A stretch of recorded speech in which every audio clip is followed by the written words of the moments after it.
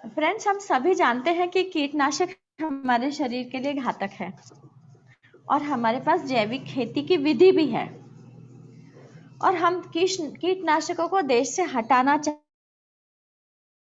हैं। तो इस रास्ते समस्याएं क्या क्या आ रही है? एक तो यह है कि हमारी जनसंख्या 1.5 से 2 करोड़ हर वर्ष बढ़ती जा रही है और हम नहीं चाहते कि ऐसा हो कि अमीर लोग जैविक खाना खाएं और गरीब लोग जहरीले कीटनाशक वाला खाना खाएं, क्योंकि मजदूर वर्ग की भी सेहत बहुत ही जरूरी है। जो मैन्युअल लेबर है उनकी तो सेहत सबसे ज्यादा इंपॉर्टेंट है। हम ये भी देखना चाहते हैं कि हम अन्न को व्यर्थ न जाने दें, उसकी आदत हमें डालनी है। हम ये जानते हैं कि जैविक खेती के 100 फायदे हैं और कीटनाशक के साथ 100 नुकसान हैं और हम जल्द से जल्द ऐसा रास्ता ढूंढना चाहते हैं कि हम दूसरे देशों जैसा अपने देश को भी बना लें, जहां हम बिल्कुल कीटनाशकों को बर्दाश्त नहीं करेंगे। जो अन्न हमारा शरीर को पुष्ट करता है वो अन्न तो बहुत अच्छा होना जरूरी है।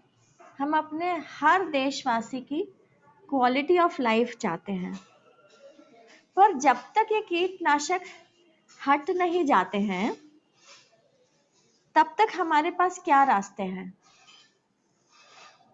उसके लिए आज हमारे बीच डॉक्टर भूपेंद्र मणि त्रिपाठी है। डॉक्टर त्रिपाठी को मैं करीब 10 साल से ज़्यादा से जानती हूँ। वो आयुर्वेदिक डॉक्टर है, पर उससे ऊपर वो एक बहुत ही लाइवली इंसान है। जब भी उनसे हम मिलते हैं तो वो सिखाने की इतनी उनकी ज़बरदस्त इच्छा रहती है कि ये भी सिखा दूँ, वो भी सिखा दूँ।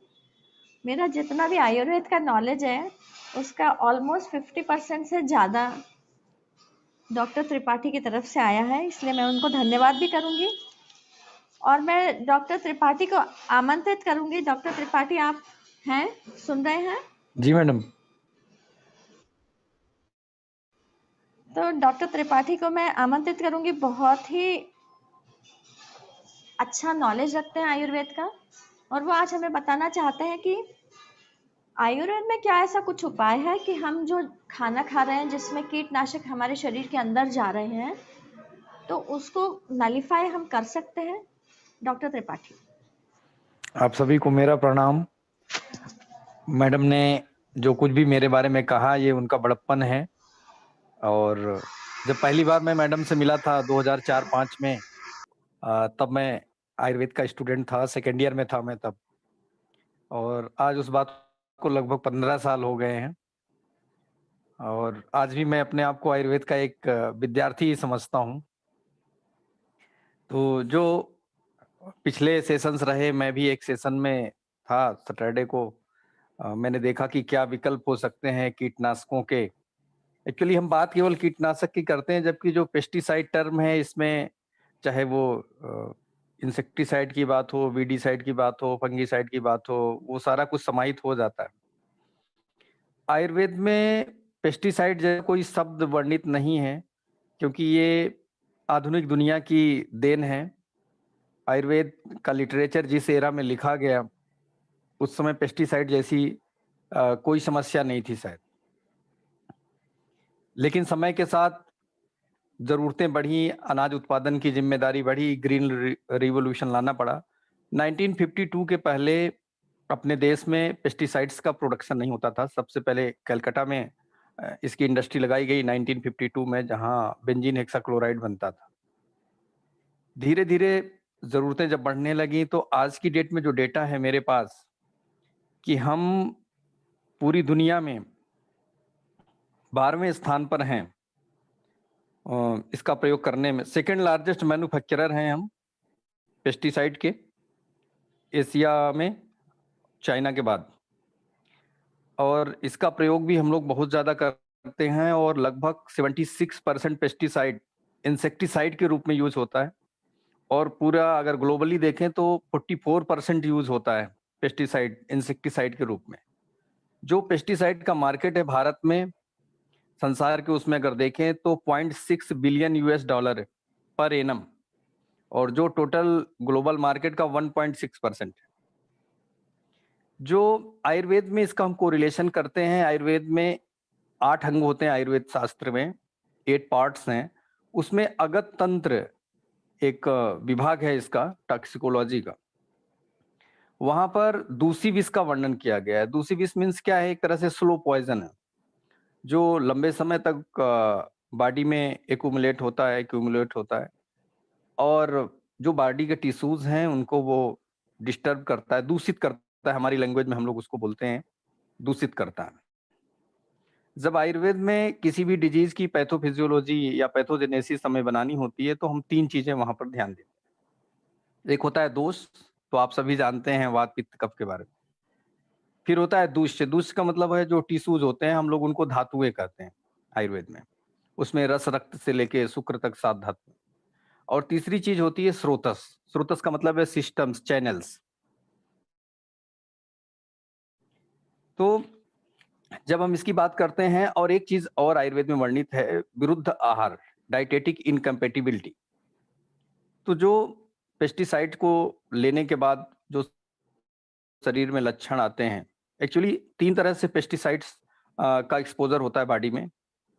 एक तो एक्सटर्नल होता है स्किन के थ्रू, दूसरा ओरल है इंजेक्शन के थ्रू, और तीसरा इनहेलेशन है।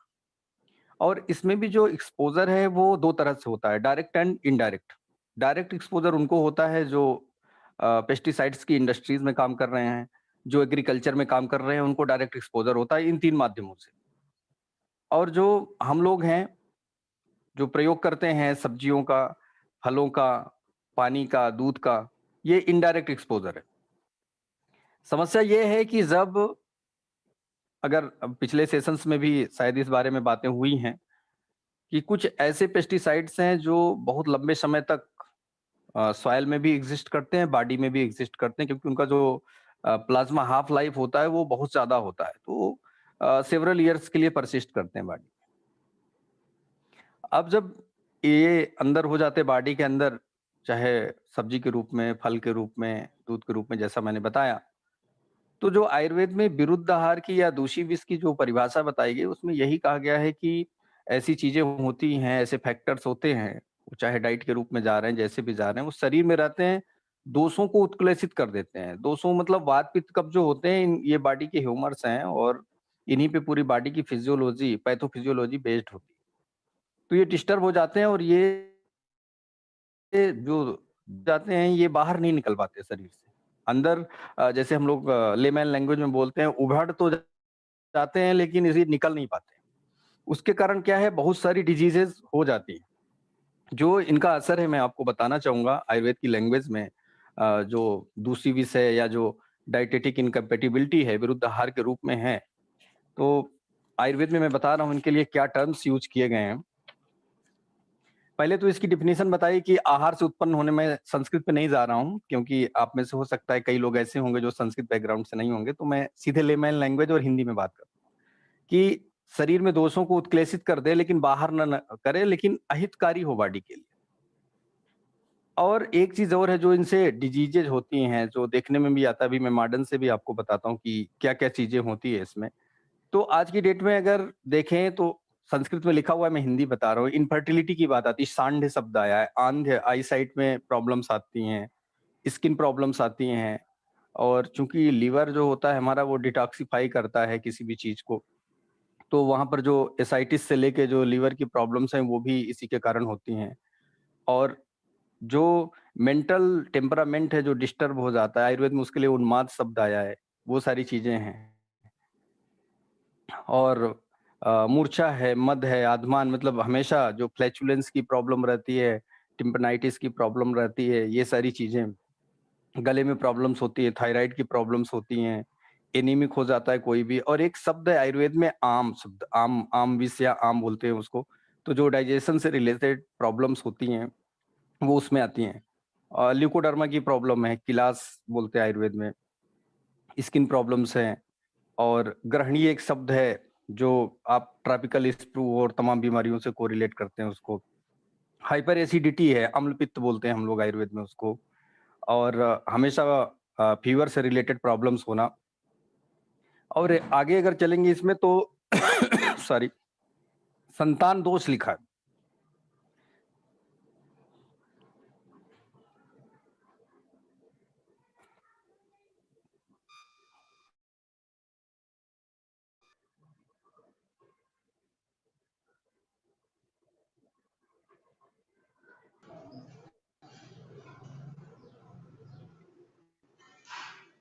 जब तक डॉक्टर त्रिपाठी वापस नहीं आते, मैं आपको बता दूं कि मैंने एलोपैथी के साथ साथ आयुर्वेद भी समझा, और आयुर्वेद में सिर्फ डाइट को आप मॉडिफाई कर दो तो इतना ज़बरदस्त फ़ायदा होता है कि हमको एलोपैथी की बहुत सारी दवाइयों की ज़रूरत नहीं पड़ती है।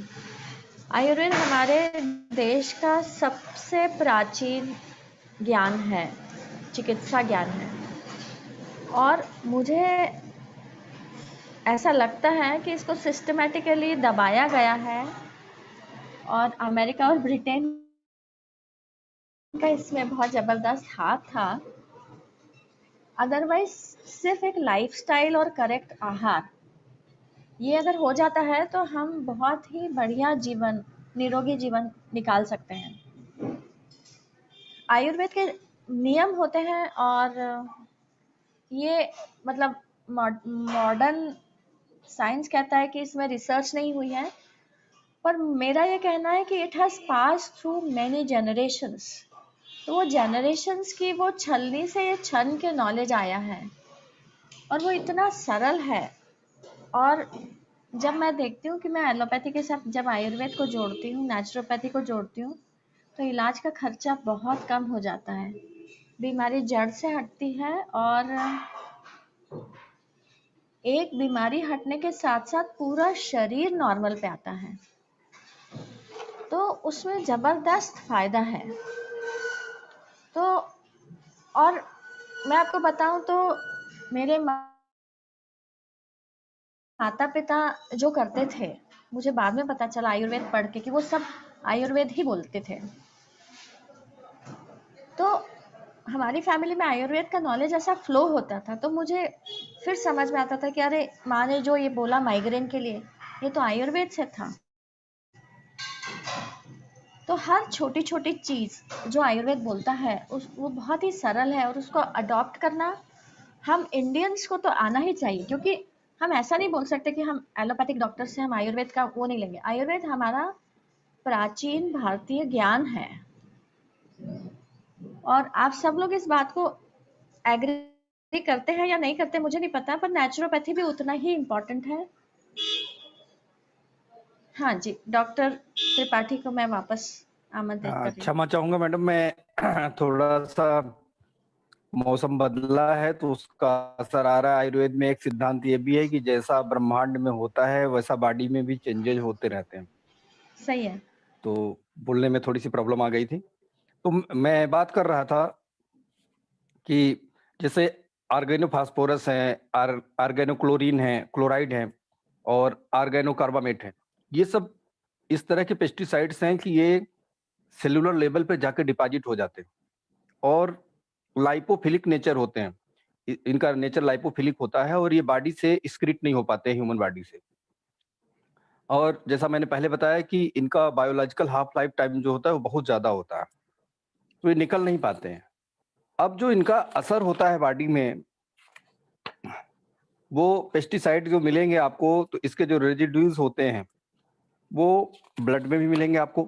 पेस्टिसाइड रेजिड्यू एडिपो टिश्यूज में मिलेंगे, ऑर्गेनिक पॉल्यूटेंट्स के रूप में है, रेजिड्यू मदर मिल्क में मिलेगा ये। इसका असर सिर्फ इतना नहीं है कि अगर हम सब्जी खा रहे हैं तो इसका असर केवल हमारे तक होगा।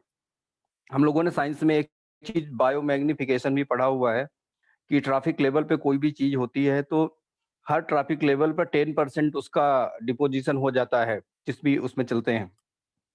तो मदर मिल्क के थ्रू बच्चे में भी जाएगा ये।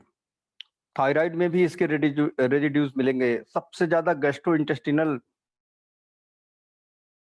ट्रैक्ट जो होता है वो प्रभावित होता है इससे। तो nausea, vomiting, stomach cramp, diarrhoea, loss of appetite, ये सारी चीजें मिलेंगी वहां पर।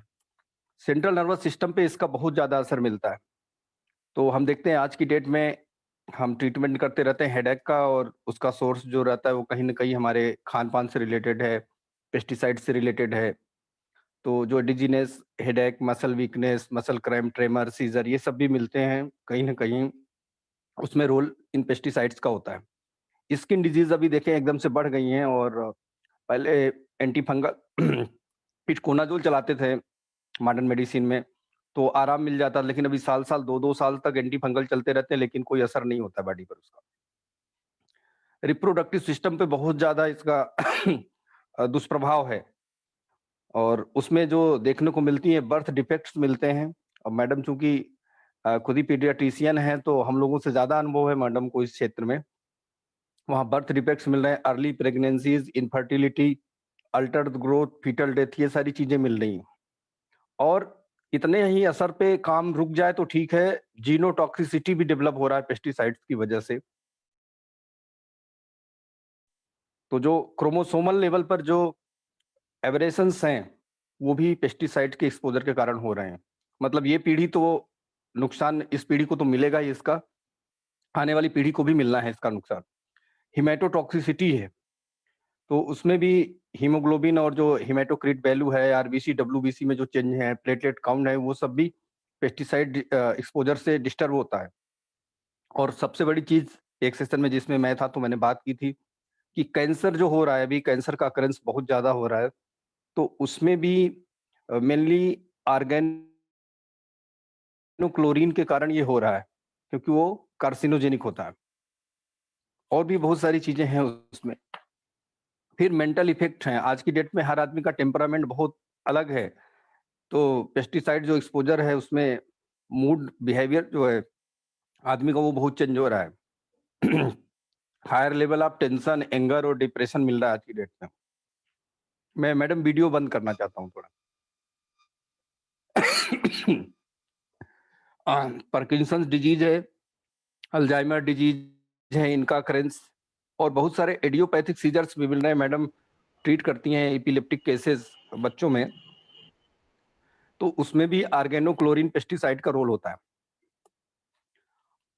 अब होता क्या है कि जब बॉडी टिश्यूज में ये पेस्टिसाइड किसी माध्यम से पहुंच जाते हैं, या इसको हम दूसरी विष कहते हैं आयुर्वेद में, तो जो उसकी पैथोजेनेसिस है टिश्यू की, तो उसमें हम ये मानते हैं कि जो रस आदि धातुएं होती, 7 धातुएं होती हैं, वो विकृत होती हैं इससे। मतलब उसमें कोई ना कोई ऐसी एनामेली डेवलप होती है। रसवा स्रोतस विकृत होगा, रक्तवा होगा, मांसवा, मज्जावा, इस तरह से। और आयुर्वेद में मनोवा स्रोतस की भी कल्पना की गई है, जो हमारा साइकोसोमैटिक सिस्टम है उसकी भी बात की गई है। और फाइनली ये शुक्रवा स्रोतों तक जाता है, जो हमारा रिप्रोडक्टिव सिस्टम है, वहां तक इसका असर होता है। तो जो ट्रीटमेंट की बात है, या जो आयुर्वेद इसका मैनेजमेंट है, तो इसका डॉक्टर त्रिपाठी, आपका नेट बेसिक इसका जो लाइन ट्रीटमेंट है वो ये है, बायो प्यूरिफिकेशन। और दूसरा चिकित्सा करते हैं, कुछ ऐसी औषधियां हमारे यहाँ होती हैं जो। हेलो हेलो, हाँ जी, बोलिए। ऑडिबल हूँ मैडम मैं? हाँ, बीच में नेट खराब हो गया था, फिर हाँ, ऑडिबल है। थोड़ा ऊपर नीचे हो रहा होगा नेट। हाँ जी। तो जो आयुर्वेद से इसका मैनेजमेंट है, आयुर्वेद में ये कहते हैं कि एक तो हमें बायो प्यूरिफिकेशन कराना होता है। आप लोग परिचित होंगे, पंचकर्म चिकित्सा बोलते हैं, उसी को संशोधन चिकित्सा बोलते हैं। और इंटरनल मेडिकेशन है, जिसमें हम संशमन औषधि कहते हैं हम लोग अपनी भाषा में। और रसायन चिकित्सा का बड़ा रोल होता है इसमें। रसायन चिकित्सा क्या है, रिजुविनेटिंग प्रॉपर्टीज हैं, होती हैं, ऐसी ड्रग्स हैं हमारे पास। और जैसे अगर हर्ब्स की बात करें तो वो गुडुचि सबसे ज्यादा फेमस है, आप लोग नोन है गिलोय के लिए। अश्वगंधा है, शिलाजीत है, और त्रिफला में जो तीनों कंटेंट हैं उसमें भी हरड़ की बात करें, आंवले की बात करें, ये सारी चीज़ें बहुत इफ़ेक्टिव हैं। और जब मिनरल्स की बात करते हैं, हालाँकि बड़ा कंट्रोवर्सी, लोग कहते हैं कि मिनरल से हैवी मेटल्स होता है, किडनी प्रॉब्लम्स आती हैं, उसमें सारी चीज़ें हैं। तो इसमें जो गोल्ड की,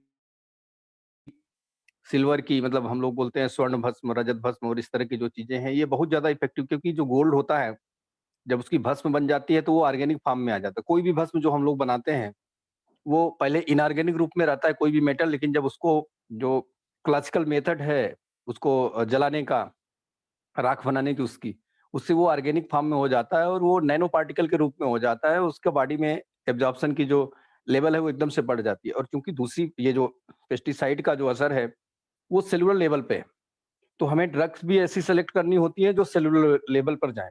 अच्छा, ये तो ट्रीटमेंट की बात है, लेकिन ट्रीटमेंट के पहले हम क्या कर सकते हैं? क्योंकि हर आदमी को ट्रीटमेंट की ज़रूरत नहीं पड़ती है, जब तक उस तरह की उसको डिज़ीज़ नहीं होती है, तब तक उसको ट्रीटमेंट की भी ज़रूरत नहीं होती है।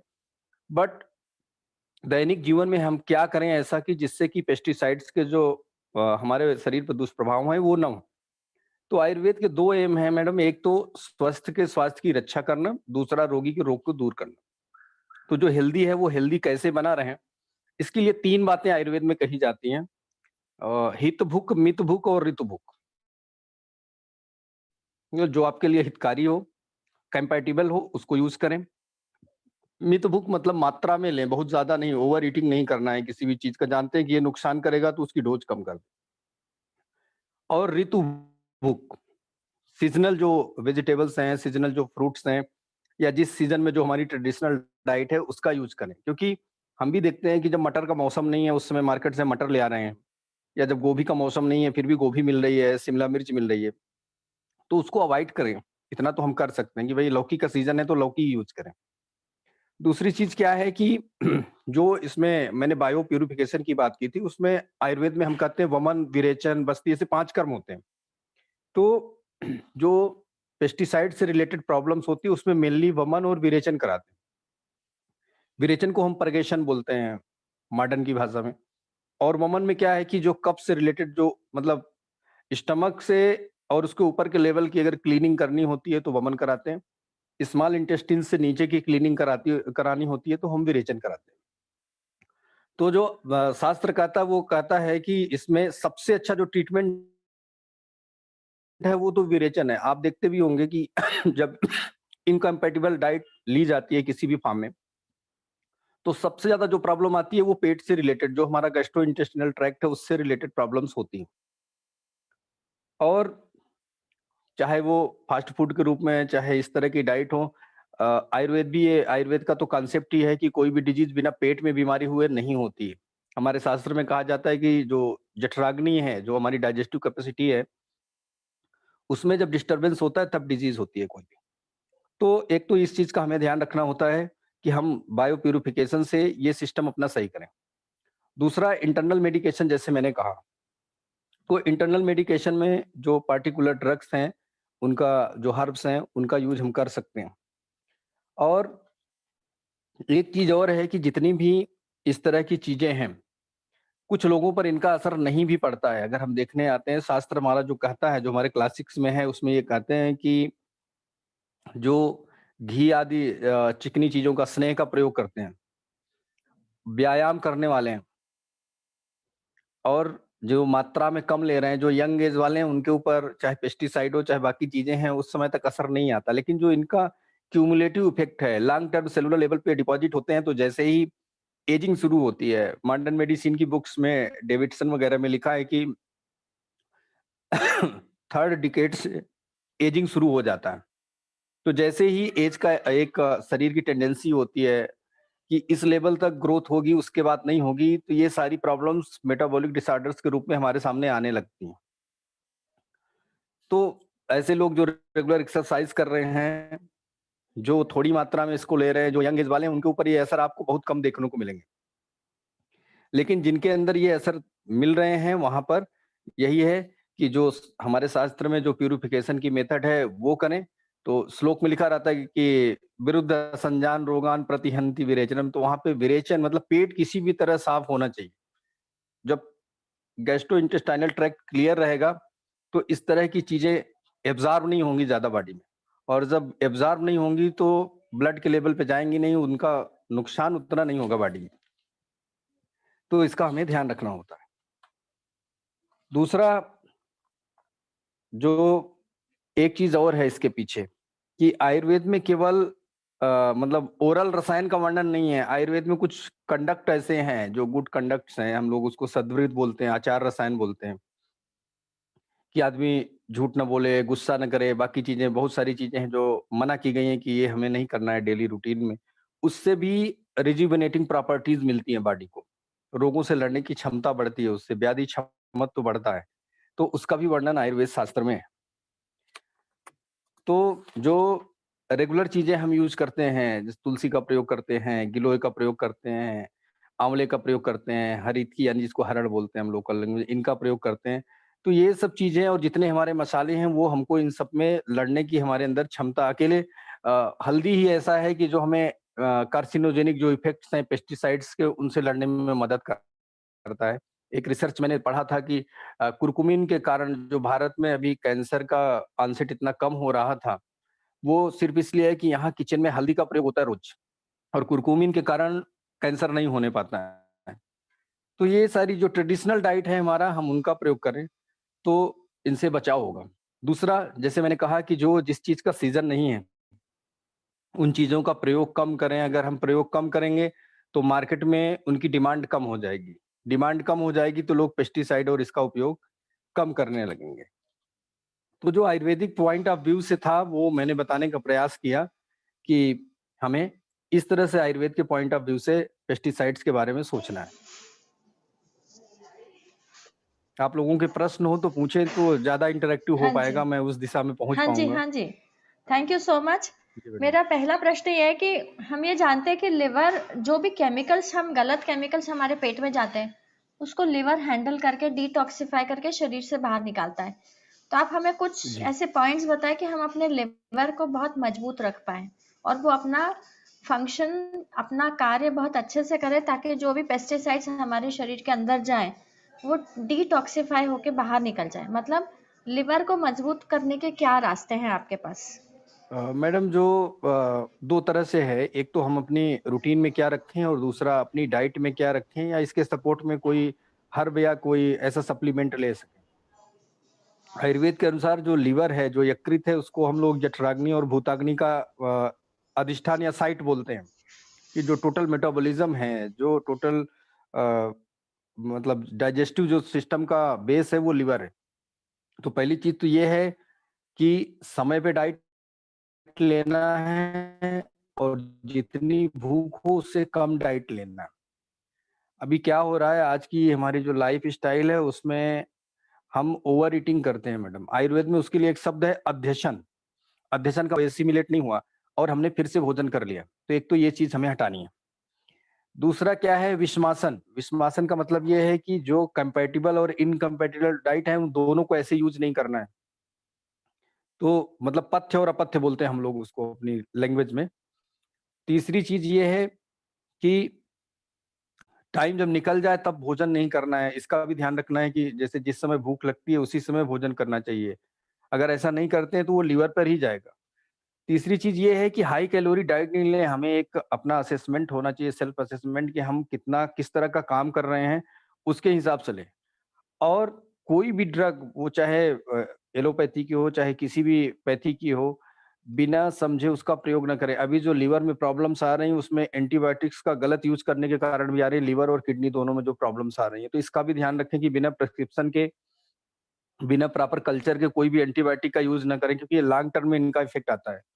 जो एनाल्जेसिक्स का यूज कर लेते हैं अपने से कि बुखार हुई तो ये ले लेना है, पेन हुआ तो ये ले लेना, उसका भी प्रयोग नहीं, सब लीवर पर ही जाएगा। क्योंकि डिटॉक्सिफिकेशन लीवर पे ही होता है। तो कोई भी बॉडी के अगेंस्ट कोई भी चीज आएगी तो वो मेटाबोलाइज होने के लिए लीवर में जाएगी और लीवर को नुकसान पहुंचाएगी। तीसरी चीज ये है कि जो नींद का पैटर्न है, स्लीप का पैटर्न है, वो भी हमारे डाइजेस्टिव सिस्टम को और लीवर को बहुत ज्यादा अफेक्ट करता है। तो इसका भी ध्यान रखना है कि समय से सोना है, शरीर को आराम देना है। हमारे शास्त्र में लिखा हुआ है कि जब टाइमली सोते हैं तो उससे धातु साम्य होता है। धातु साम्य का मतलब ये है कि बॉडी में जो टिश्यूज हैं, दोष है, धातु है, मल है, उनमें इक्विलिब्रियम होता है। तो नींद भी बहुत जरूरी है टाइमली। तो जैसे एक रिसर्च भी है मैडम, अगर आप कभी उसको साइट करेंगे देखेंगी कि जो लोग नाइट ड्यूटी करते हैं, ऐसे लोगों की हिस्ट्री निकाली गई, उन पे काम किया गया, तो जो लंबे समय तक 5-5, 10-10 साल तक नाइट में ड्यूटी करते हैं, उनको कैंसर की और लिवर से रिलेटेड प्रॉब्लम्स बहुत ज़्यादा होती। और जो एक स्लीपिंग पैटर्न जिनका नॉर्मल है, उनको ये बीमारियाँ कम होती। तीसरी चीज़ ये है कि कोई न कोई एक्सरसाइज़ बॉडी के लिए बहुत ज़रूरी है, और अगर एक्सरसाइज़ नहीं करते हैं तो अभी देखिए लाइफ़स्टाइल से ही रिलेटेड आता है। एक जो वो ये था कि ग्रेड 1 जो फैटी लिवर प्रॉब्लम होती थी, वो अल्कोहल लेने वालों को होती थी। लेकिन अभी ग्रेड 1, ग्रेड 2 तक चले जाते हैं लोग, अल्कोहल कभी नहीं लिया है, फिर भी फैटी लिवर ग्रेड 2 तक की प्रॉब्लम्स आ जाती। तो इन सब चीज़ों का ध्यान रखना है। दूसरा ये है कि आयुर्वेद में जो बताया गया है कि लिवर के लिए, प्रोटेक्शन के लिए, तो बहुत सारी ड्रग्स हैं, मतलब हर्ब्स हैं जिसको हम कहेंगे। चाहे आप पुनर्नवा का यूज़ करिए, चाहे भुई आंवला का एक आंवला होता है मैडम, एक भुई आंवला भी होता है। वो छोटा-सा हर्बेसियस प्लांट होता है और इसकी लीव्स के नीचे फ्रूट्स होते हैं, तो आंवले जैसा ही उसमें फ्रूटिंग होता है, इसलिए उसको भुई आंवला बोलते हैं। फाइलेंथस निरूरी उसका बॉटेनिकल नेम है। तो इनका प्रयोग कर सकते हैं। साथ में त्रिफला का कोई भी घटक यूज़ करेंगे, वो लिवर को प्रोटेक्ट करेगा, चाहे हरड़ लेंगे, चाहे आंवला लेंगे, चाहे बहेड़ा लेंगे, अगर तीनों का मिक्स भी लेते हैं, तो उनको सपोर्ट करता है। लेकिन डाइट का पैटर्न सही रखना है, क्योंकि अगर डाइट का पैटर्न सही नहीं रखेंगे, तो लिवर को हेल्दी रखना बहुत मुश्किल है। बहुत ही बढ़िया बताया डॉक्टर त्रिपाठी। आपकी जितनी तारीफ करूं उतना कम है। तो मैं मतलब सबसे अनुरोध है कि हम अपने लिवर के बारे में सोचें, हमारे लिवर की हेल्थ के बारे में सोचें, क्योंकि आज जब जो हम पेस्टिसाइड्स खा रहे हैं, हमारे पेट में जा रहे हैं, वो लिवर ही उसको डिटॉक्सिफाई करेगा। तो जो डॉक्टर त्रिपाठी ने बताया, हम थोड़ा सा पुराने जमाने की तरफ चले जाएं, रात को जल्दी सो जाएं, सुबह जल्दी उठ जाएं।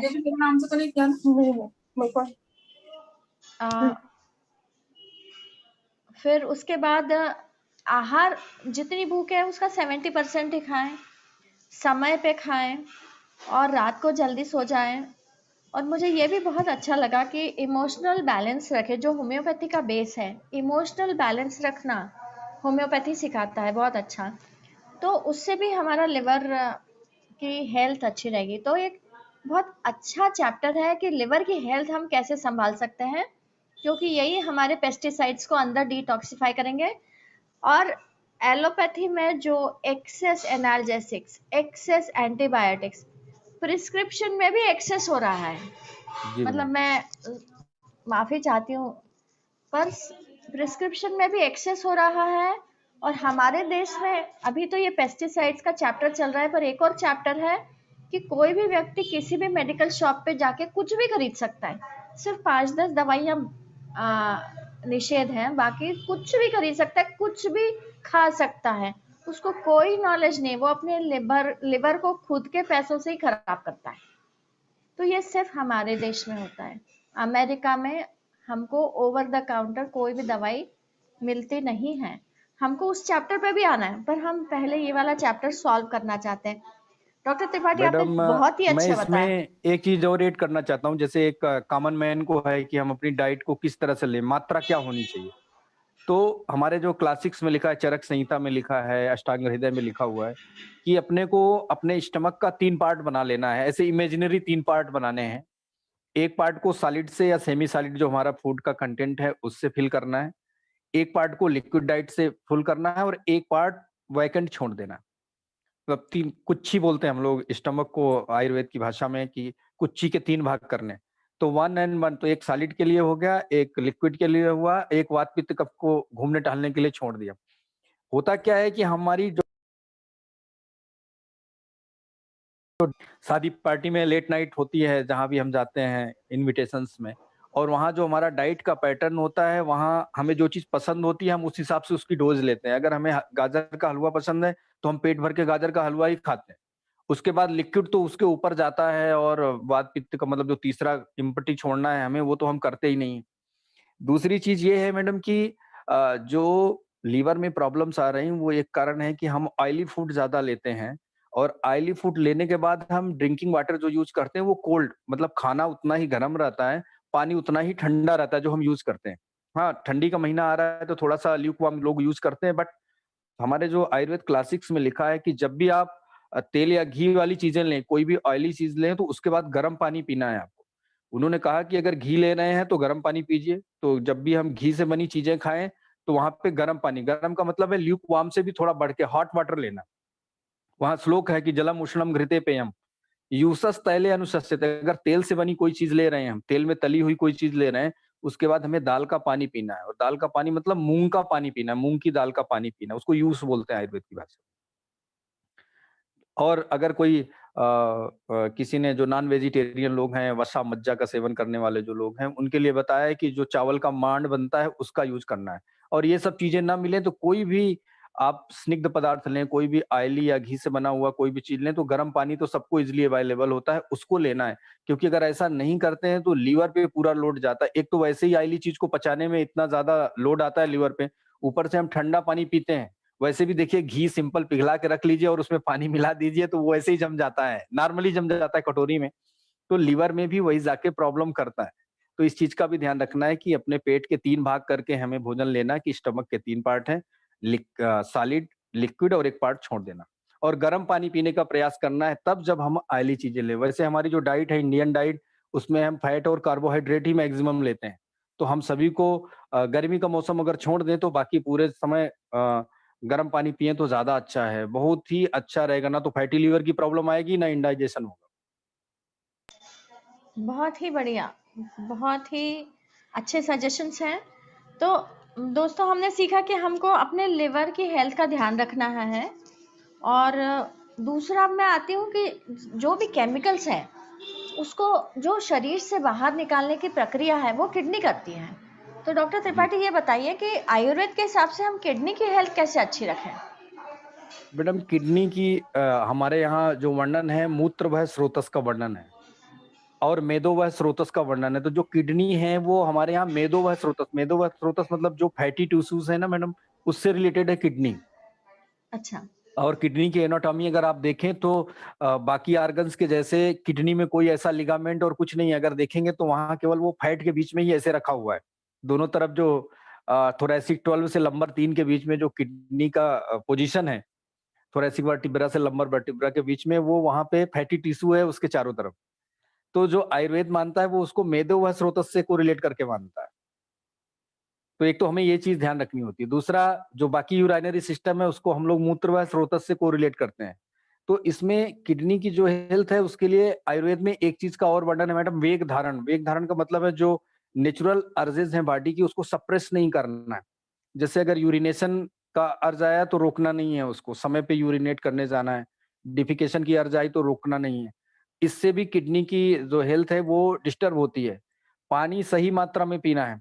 ऐसा नहीं है, अभी लोग सोचते हैं कि नहीं बहुत ज़्यादा पानी पी लेने से बड़ा लाभ होता है, कभी नेचुरोपैथी में लोग ऐसा कर देते हैं, ऐसा नहीं, पानी भी ज़्यादा नहीं पीना है क्योंकि हम सभी को पता है कि लगभग 2 से ढाई घंटे में जो हम वाटर लेते हैं, वो किडनी तक जाके फ़िल्टर हो जाता है।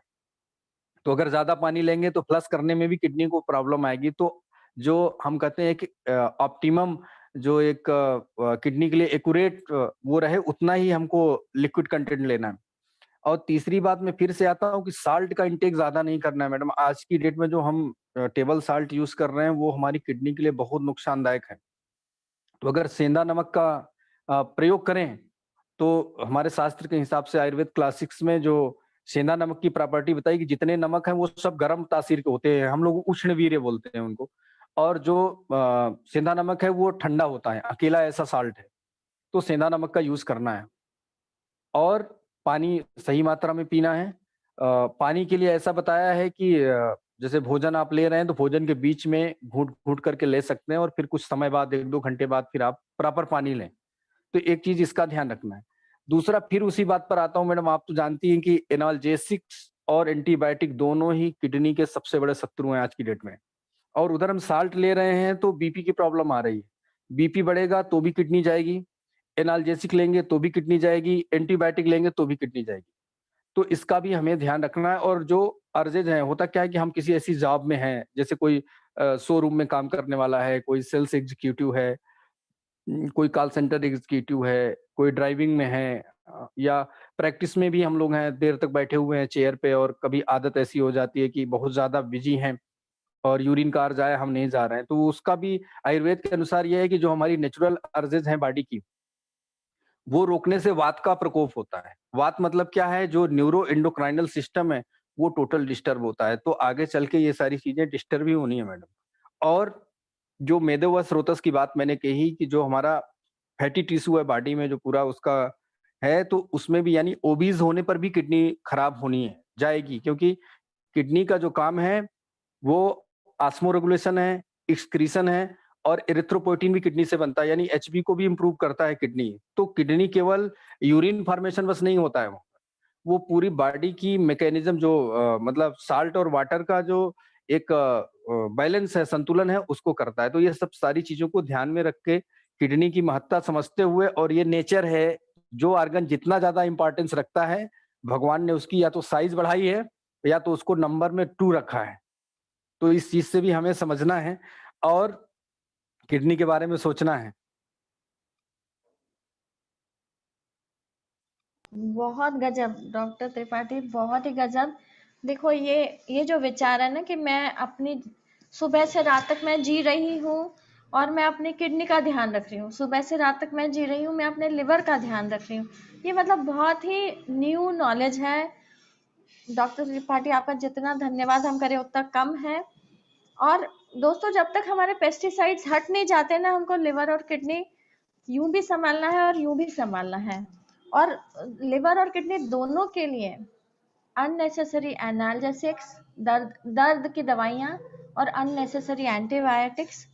और मैं बताऊं कि बहुत सरल रास्ता है कि हम बिना दवाई के अपना जीवन निकाल सकते हैं।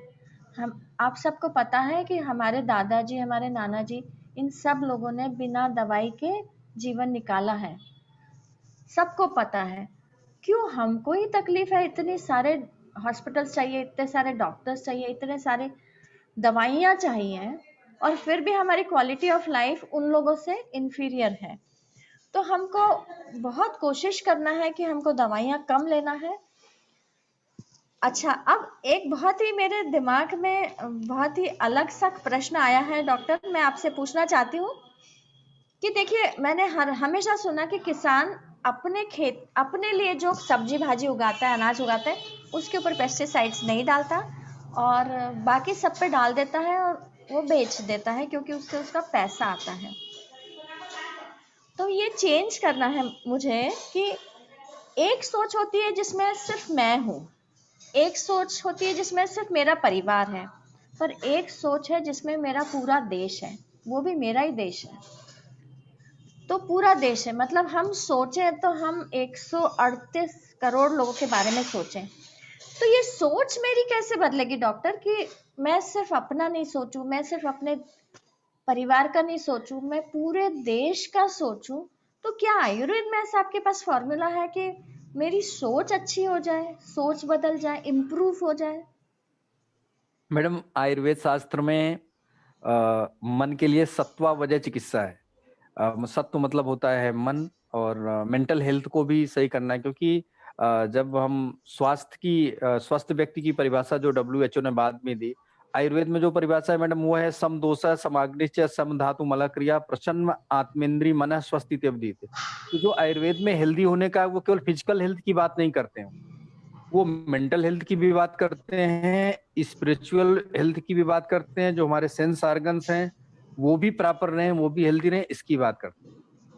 अब यहाँ बात आती है कि केवल किसान को अगर हम टारगेट करके बात करें तो मैडम किसान जो पेस्टिसाइड्स का यूज करता है या फर्टिलाइजर्स का या बाकी चीजों का यूज करता है, ये अगर हम खुद सोचें तो एक बड़ी ज्वलंत समस्या है उसके आगे। नो डाउट काउंसलिंग करके हमें जब तक पेस्टिसाइड का होगा डॉक- मैडम उसको ये करना कि नहीं आप पेस्टिसाइड यूज नहीं, वो क्यों कर रहा है पहले हम ये देखें। रही बात दूसरी की अपने लिए नहीं मिलाता बाकी, लेकिन ऐसे बहुत कम किसान हैं जो इतना सोच पाए क्योंकि उनको ये पता ही नहीं कि इससे इतना नुकसान हो सकता है। सही बात तो ये है कि फार्मर को इतना पता ही नहीं है कि जो हम हर साल इतना प्रयोग कर रहे हैं इसका आगे जाकर कितना नुकसान है। तो इस बारे में हमें कैंपेन चलाना चाहिए, काउंसलिंग करना चाहिए उसका सब्स्टिट्यूट बताना चाहिए। और मैडम मैं आपको बता दूं, आपके भी संपर्क में कई लोग हैं, मैंने पिछले सेशन में अटेंड किया था, ऑर्गेनिक फार्मिंग कर रहे हैं। ऑर्गेनिक फार्मिंग में उपज कम होती है और लागत ज्यादा आती है, और ये किसान के सामने बहुत बड़ी समस्या है, क्योंकि वो मिला ही इसीलिए रहा कि पहले 5 क्विंटल होता था, आज उसको 15 क्विंटल निकाल के देना है, तो उसके लिए तो उसको केमिकल उस पे जाना पड़ेगा। तो हमारे पास बहुत सारे विकल्प हैं कि हम हर्बल पेस्टिसाइड, हर्बल जो इंसेक्टिसाइड, फंगीसाइड, वीडीसाइड है, इनका प्रयोग करें। दूसरा, किसान को इसके लिए इंकरेज करें कि आप ऑर्गेनिक फार्मिंग करिए। ऐसे आप गेहूँ उगाएँगे तो ₹20 किलो मिलेगा, और जो ऑर्गेनिक आप उगाएँगे तो हम उसको आपसे ₹80 में लेंगे, ₹100 में लेंगे। तो अगर उसको लगभग-लगभग उतना ही बेनिफिट मिलेगा, क्योंकि किसान जो अंदर से उसका हृदय होता है ना मैडम, अगर उसको हम इस चीज़ को समझाएँगे तो क्योंकि उसके अंदर अभी कमर्शियल दिमाग नहीं है उसको कि ज़हर मिला के दे दें, हमारा बेनिफिट हो जाएगा। तो एक तो ये है।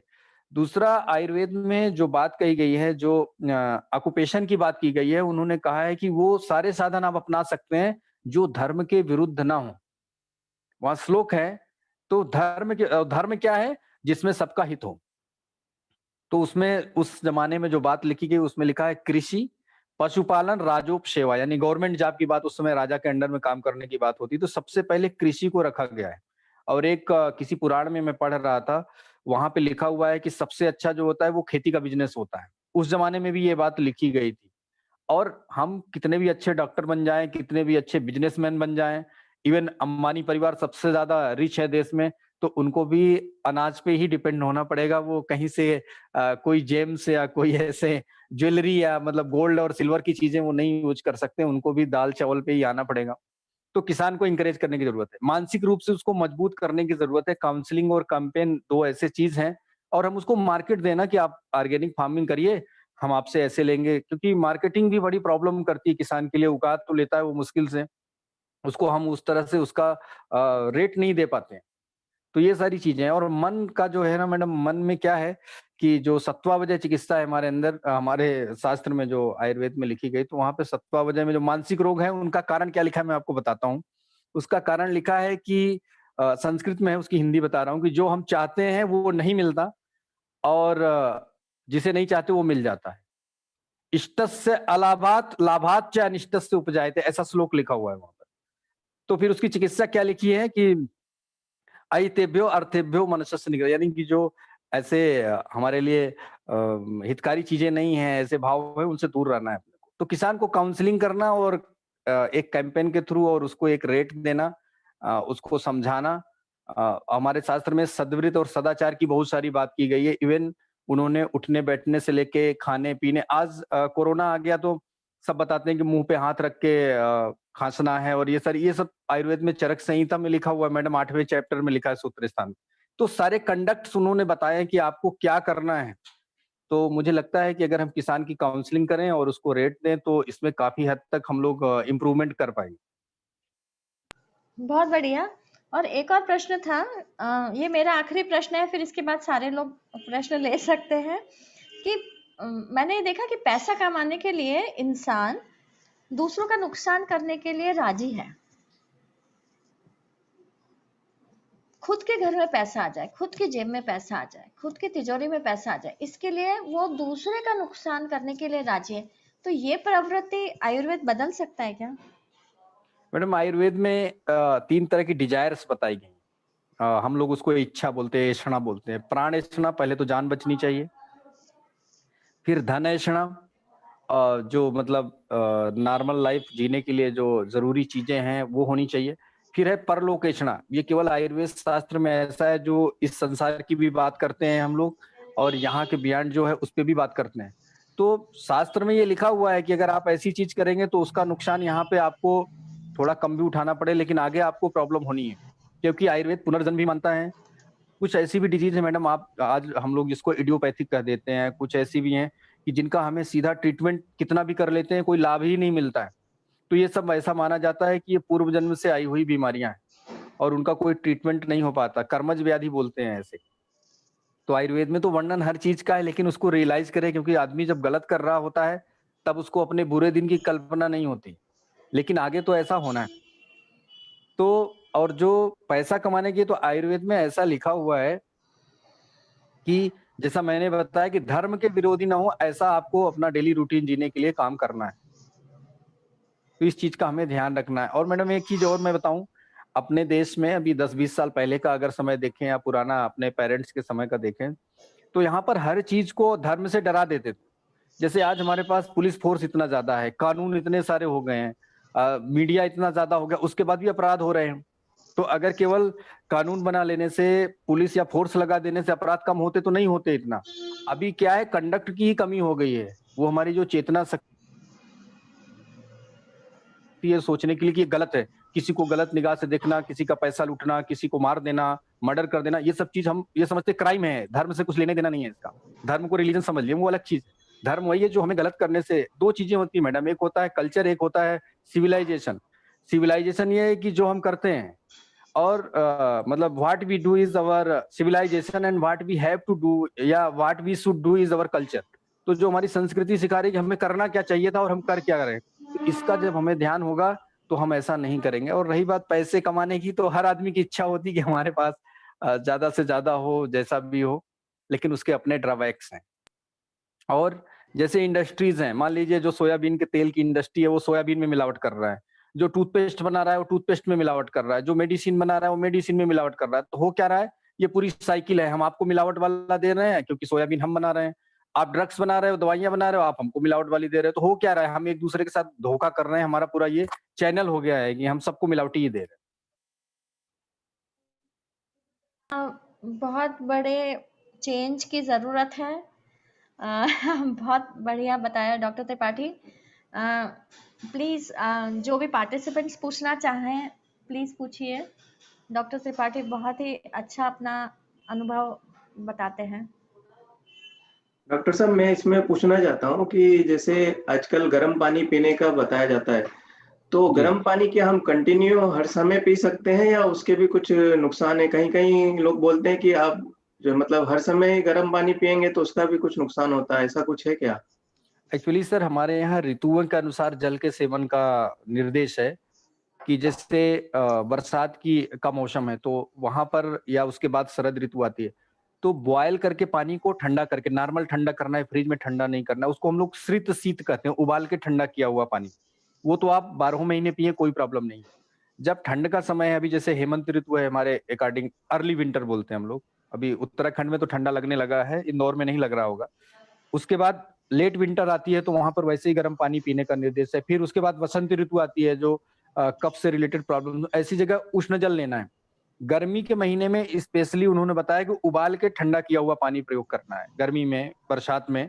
तो इस चीज का ध्यान रखना है कि मौसम ऑलरेडी गर्म है, सारी चीज तो एकदम से गर्म ना पिए। गर्म करके ठंडा पी लेंगे तो ऑलरेडी उसका जो इफेक्ट होगा वो ठंडा होता है बॉडी। इसीलिए जो पानी उबाल के ठंडा करने की विधि है कि पहले उसको नॉर्मल टेम्परेचर पे होने दें, फिर उसको मटके में रखें।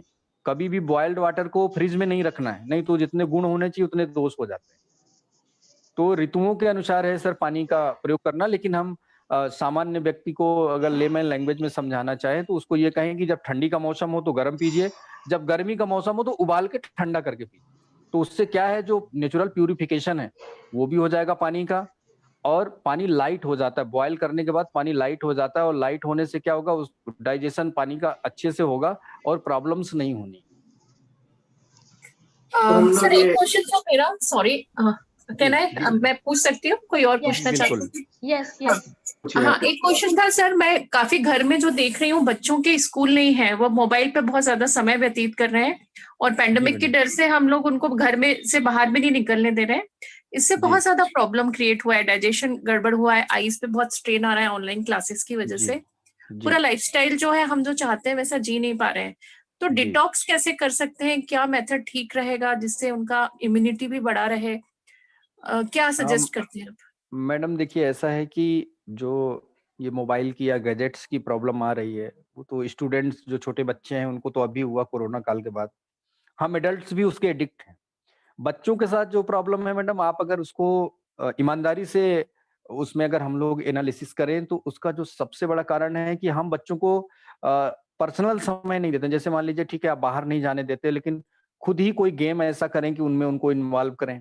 क्योंकि जब फिजिकल एक्टिविटी में बच्चों को लगा देंगे, मैडम मेरा भी बेटा है 6 साल का, वो भी मैं घर में एंट्री करता हूँ तो पहले मोबाइल ही मांगता है। लेकिन मैंने देखा कि जब मैं उसको बाहर उसके साथ ग्राउंड में खेलने जाता हूँ या घर में ही कोई गेम कर देते हैं या मेरे साथ क्योंकि मैं कॉलेज कैंपस में रहता हूँ तो वो मेरे साथ डिपार्टमेंट भी चला जाता है लंच के बाद, कभी-कभी जब मैं लंच में आता हूँ। तो उसको हम थोड़ा-थोड़ा काम डिस्ट्रीब्यूट कर देते हैं कि लो तुम माइक्रोस्कोप लो, इसमें देखो स्लाइड कैसे लगाते हैं, इसमें क्या दिखता है, क्या तो कुछ नया करते रहें अगर बच्चों के साथ। कई बार हम उसको क्या करते हैं, कागज़ का प्लेन बना के दे देते हैं, कागज़ की नाव बना के दे देते हैं, ऐसी चीज़ें कर देते हैं। तो इस तरह का कुछ हमें क्रिएटिव, क्योंकि बच्चों का जो माइंड है मैडम वो बहुत ज़्यादा हम लोगों से जीनियस होता है, शार्प होता है, तेज़ होता है। तो उनको क्या है, जब तक वो फिजिकली थकते नहीं है ना, तब तक वो मेंटली भी नहीं थकते, क्योंकि मेंटली उनको कुछ लोड होता ही नहीं, ना स्ट्रेस होता है, ना एंग्जायटी होती है, कुछ नहीं होता, वो जो सब कुछ हम लोगों को होता है। तो एक तो ये करें कि बच्चों को फिजिकली एंगेज करें। पैंडेमिक है, ठीक है, तो कॉमन पीपल्स के बीच में ना जाएँ, लेकिन घर के ही लोग हैं, अगर बड़े-बुजुर्ग साथ में रहते हैं, तो थोड़ा टहलने चले जाएँ साथ में बच्चों को लेके। गार्डन है, पेड़ के बारे में समझाएँ, फूल के बारे में समझाएँ, तो थोड़ा कुछ इस तरह से एंगेज करें, तो जो ये टाइम है उनकी स्टडी के अलावा जो वो गैजेट्स में उलझे रहते हैं, कार्टून में, गेम में, क्योंकि जब बच्चे गेम खेलते हैं या देखते हैं, तो उनका पूरा कंसंट्रेशन स्क्रीन पे होता है। और जब कंसंट्रेशन स्क्रीन पे होता है तो आप उधर उनको खाना भी खिला रहे हैं, डाइट भी ले रहे हैं, उनको पता नहीं कि आप क्या खिला रहे हैं, बस वो कार्टून में उसका ध्यान है। ऐसे 99% छोटे बच्चे हैं, किड्स हैं, जो कार्टून देखते रहते हैं और उनके पेरेंट्स या मम्मी लोग खाना खिलाते रहते हैं, तो उनका ध्यान ही नहीं रहता। जबकि एक प्रॉपर मैस्टिकेशन, है ना? चबाना उसका ज़रूरी है, जो हम आहार ले रहे हैं, जो डाइट ले रहे हैं, जब तक उसको चबाते नहीं हैं अच्छे से, वो डाइजेशन की पूरी प्रक्रिया अच्छे से होती नहीं। तो एक तो इसका ध्यान रखना है। दूसरा डिटॉक्सिफाई की बात करें मैडम, या इम्यूनिटी सिस्टम को प्रॉपर करने के लिए, तो अगर आप नोट करना चाहें तो मैं बता दूँ, बच्चों को थोड़ा फ्लेवर भी पसंद आता है। हमारे यहाँ चरक कंपनी की एक आती है, एक्स्ट्रा इम्यून करके सिरप आता है। एक्स्ट्रा इम्यून मिल जाएगा इंदौर में, अगर आप हैं तो वहाँ भी आयुर्वेदिक शॉप पे मिल जाएगा। तो वो जी हम सर। एडल्ट्स भी ले सकते हैं और बच्चों को भी दे सकते हैं। एक्स्ट्रा इम्यून उसमें गिलोय से लेके बाकी चीज़ें सब कुछ है, उससे डाइजेशन भी प्रॉपर रहता है, इम्यूनिटी भी बैलेंस रहती है, सर्दी-जुकाम ये सब जो सीज़नल चेंज के कारण होता है, ये सब नहीं होगा, ये दे दें। दूसरा, और छोटा बच्चा है, मान लीजिए घर में 1 साल 2 साल तक के बच्चे हैं, तो एक बादाम लीजिए, जायफल आता है, मिल जाता है, इंदौर में तो ईज़िली मिलता है। तो जायफल और बादाम को क्या करना है, घिसना है उसपे, पत्थर का ऐसे गोल-गोल रहता है, जैसे चंदन घिसते थे, तो उसपे घिस के उनको चटाना है उसको सुबह-सुबह। तो उससे ना तो उनको सर्दी लगेगी, उनकी ग्रोथ अच्छी होगी, वो हेल्दी रहेंगे। दूसरा, मैडम हैं सामने, मैडम का विटामिन डी पे बहुत अच्छा काम है, तो बच्चों को ये भी देखना है कि विटामिन डी की जो डोज़ है वो प्रॉपर हो रही है, नहीं हो रही है, तो ओरल भी दें। और दूसरा ऐसा करें कि लगभग बॉडी का, अभी इंदौर में तो इतनी ठंड नहीं होगी, जो मॉर्निंग की सनलाइट है, तो 40 से 50% एक्सपोज़ रहे पार्ट का, उनको उस समय चाहे उनकी मसाज कर दें, चाहे कुछ भी धूप में थोड़ा-सा। और धूप कभी भी सामने से मत दिलवाइएगा कि माथे पे और आँखों पे आए, बैक से दिलवा सकते हैं, साइड से दिखवा सकते हैं। क्योंकि हम समझते हैं कि धूप में निकल जाने से विटामिन डी मिलता है, ऐसा नहीं है। जब तक बॉडी का एक्सपोज़र नहीं होगा, तब तक विटामिन डी, जब कपड़े पहने रहेंगे तो जाएगा ही नहीं वहाँ। तो बच्चों को हुँ, ऐसा करना है मैडम। तो एक तो हमें उनको फिज़िकली एंगेज करना है, गेम्स में एंगेज करना है, गैजेट छुड़ाते जाएँगे। अगर पेरेंट्स टाइम दे रहे हैं छोटे बच्चों को, तो वो मोबाइल में इतना नहीं उलझते हैं। वजह क्या है? हम लोगों के पास समय नहीं होता है, या हम खुद भी बाहर नहीं जाना चाहते हैं, तो एक 2 बीएचके, 3 बीएचके के फ्लैट में वो बच्चे जिनको दौड़ना है, कूदना है, एक लिमिट के बाद वो खुद ही बोर होने लगते हैं। तो इसको हम थोड़ा-सा ऐसा करें मैडम, तो मुझे लगता है कि काफ़ी हद तक अच्छा, अगर योग वगैरह हमें करना आता है, योगा घर पे, तो थोड़ा बच्चों को भी उसमें एनकरेज करेंगे, चलो ओम का उच्चारण करो, आँख बंद कर लो, गायत्री मंत्र पढ़ो। मैं आपको बताऊँ, गायत्री मंत्र का अकेले अगर उच्चारण बच्चे कर लेते हैं, तो उनकी मेमोरी पावर इतनी शार्प हो जाएगी, ग्रेस्पिंग पावर इतनी अच्छी हो जाएगी, और जो उनके चेहरे की चमक है वो बढ़ जाती है गायत्री मंत्र से अकेले। और जी। हमारा तो इतना अनुभव है कि आप ठंड के महीने में अगर छत पे बैठ के हुँ, स्वेटर वगैरह निकाल के नॉर्मल कपड़ा पहन के अगर गायत्री मंत्र की 1-2 माला करेंगे, पसीना निकलने लगेगा आपको। ऐसी थैंक यू वाइब्रेशंस सर। निकलती बॉडी से। तो ये हम लोग ये थोड़ा-सा करें मैडम, हम सभी की समस्या है ये, कि जी बच्चे सर। मोबाइल में बहुत ज़्यादा उलझते हैं, और अभी तो इस पे रिसर्च पब्लिश होने नहीं पा रहे हैं मैडम, लेकिन आने वाले समय में देखिए, जब मोबाइल आया था, तो लोग कहते थे ब्रेन ट्यूमर होगा, ये होगा, वो होगा, लेकिन इसकी कोई भी रिसर्च पब्लिकली अभी इतना नहीं आ रही कि लोग पढ़ पाएँ। लेकिन जो स्क्रीन से रेज़ निकल रही हैं, आप देखें बच्चे जब देखते हैं तो ब्राइटनेस बढ़ा देते हैं, फुल पे बढ़ा देते हैं, तब कार्टून देखते हैं वो। हाँ तो सर, इन हाँ सब सर। चीज़ों का ध्यान रखना है हमें, और ज़्यादा ना दें। अगर मोबाइल लेते भी हैं तो 5-10 मिनट में उलझा के उनसे किसी तरह से ले लीजिए, और खुद भी प्रयोग ना करें। देखिए, सबसे अच्छा काम क्या है कि हम दूसरे को कहें कि शक्कर खाने से नुकसान होता है तो हम पहले खुद ही शक्कर छोड़ दें। तो हाँ अगर सर। हमें जरूरत नहीं हो तो हम पहले सिंपल फोन रखें, या अगर काम घर में दूसरा फोन है तो लैंडलाइन तो अब कॉमन नहीं है इतने, लेकिन ये अपने फोन को बंद करके रख दें, बच्चे सो जाएं या खेलने चले जाएं तब खुद भी फोन यूज करें। क्योंकि हमें, मेरा जो अनुभव है कि अगर हम वर्किंग नहीं है या हमारा कोई बिजनेस ऐसा नहीं है जो मोबाइल से जो चलता है, तो केवल सोशल मीडिया के लिए 2.5 से 3 घंटे हम खुद ही खराब करते हैं। तो हम खुद भी यूज न करें तो बच्चे कैसे पाएंगे फोन? तो जी इसका सर, भी ध्यान थैंक यू हमें सो रखना much, thank you so much, thank you sir. और ओके कोई जी। पूछना चाहते हैं? और कोई पूछना चाहते हैं प्रश्न? ग्रुप में हमारे 3-4 लोग नए जुड़े हैं मैडम। हाँ जी, अभी मैं देख रही हूँ। एक मिस्टर विजय नरवणे जी जुड़े हैं। हाँ हाँ वो हाँ, आप उनके बारे में बताइए प्लीज। एक्स मैनेजर हैं पंजाब नेशनल बैंक के। रिटायर होने के बाद अभी वो बड़नगर के पास खेती कर रहे हैं। बहुत बढ़िया, बहुत और बढ़िया। काफी नेचुरल वे में करने की कोशिश कर रहे हैं। हो सकता है उनसे हम अगली बार सुने अगर। यस, और बिल्कुल बिल्कुल। हमारे साथी प्रमोद शर्मा जी भी जुड़े हैं, निखिल पंचाल जी भी जुड़े हैं। अच्छा, प्रमोद जी आप कुछ बताएंगे? बिल्कुल बिल्कुल बिल्कुल बिल्कुल। नमस्कार डॉक्टर साहब, आपने नमस्ते। आप नमस्कार मैडम। आज बहुत दिनों बाद बहुत अच्छा एक्चुअली में सुनने को मिला। और डॉक्टर साहब और आप इतने अच्छे से उन्होंने आपने एक्सप्लेन किया चीजों को। और रियली वो आज का जो कॉमन प्रॉब्लम है कि हम लोगों को खान पान रहन सहन पे कैसे कैसे ध्यान रखना है, यदि उस पर भी थोड़ा सा हम करेक्शन कर लें तो हमारा ठीक हो जाएगा सर। तो मैडम सर मैं एक्चुअली थोड़ा सा ये जानना चाह रहा था। एक्चुअली मैं क्या, मैं योग वगैरह काफी सालों से करता रहा। मैं एक्चुअली 1985 कॉलेज से ही मैं करता रहा और मेरे को उसका बहुत बेनिफिट मिला। और मेरे को अभी एक्चुअली क्या है कि कुछ स्टाइल हो गया तो कुछ थोड़ा अभी रिसेंटली चिकनगुनिया हो गया हल्का सा, तो उससे जॉइंट पेन थोड़ा ज्यादा हो गया। ऊपर दैट वाज द पेन। वो पहली बार इतना पेन मेरे को, पहली बार मैंने इतना पेन, एक्सेसिव पेन हो गया ये नी वगैरह में थोड़ा सा पिछले 1 महीने जी। से। तो मैंने सोचा भी नहीं था कि इतना पेन होगा, क्योंकि मैं योगा वगैरह तो रेगुलरली करता हूँ। और मैं थोड़ा सा ये सब थोड़ा घूमने का शौक वगैरह है और ये सब चीजें हैं। और काम का तो हम लोग कर ही लेते हैं, कोई इश्यू नहीं है। हम लोगों का टीम बहुत अच्छा है। तो हम लोगों को वर्क का इतना टेंशन नहीं है। वर्क बहुत ज्यादा है, इसमें कोई डाउट नहीं है।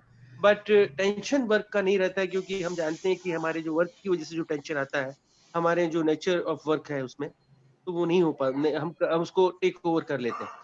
तो मैं ये सर से जानना चाह रहा था कि सर ये इतना सब करने के बाद में ये ऑल ऑफ सडन इतना एक्सेसिव पेन जो आफ्टर से 57 ईयर्स से मेरा मैडम, मैं और नरवानी जी एक ही साथ के हैं, हमारा बर्थ भी एक ही साथ का है। तो ऐसे थोड़ा सा मेरे को अनईजी लग रहा था, ऐसा क्यों हो गया।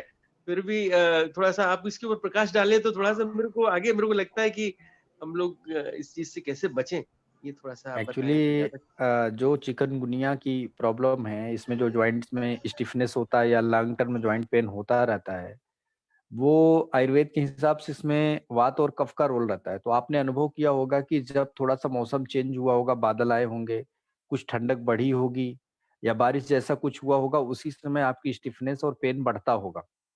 या कभी आपने रात में सोने को नहीं हुआ, तब ऐसी कुछ प्रॉब्लम्स आपकी एग्रेवेट होती होंगी, बढ़ती होंगी।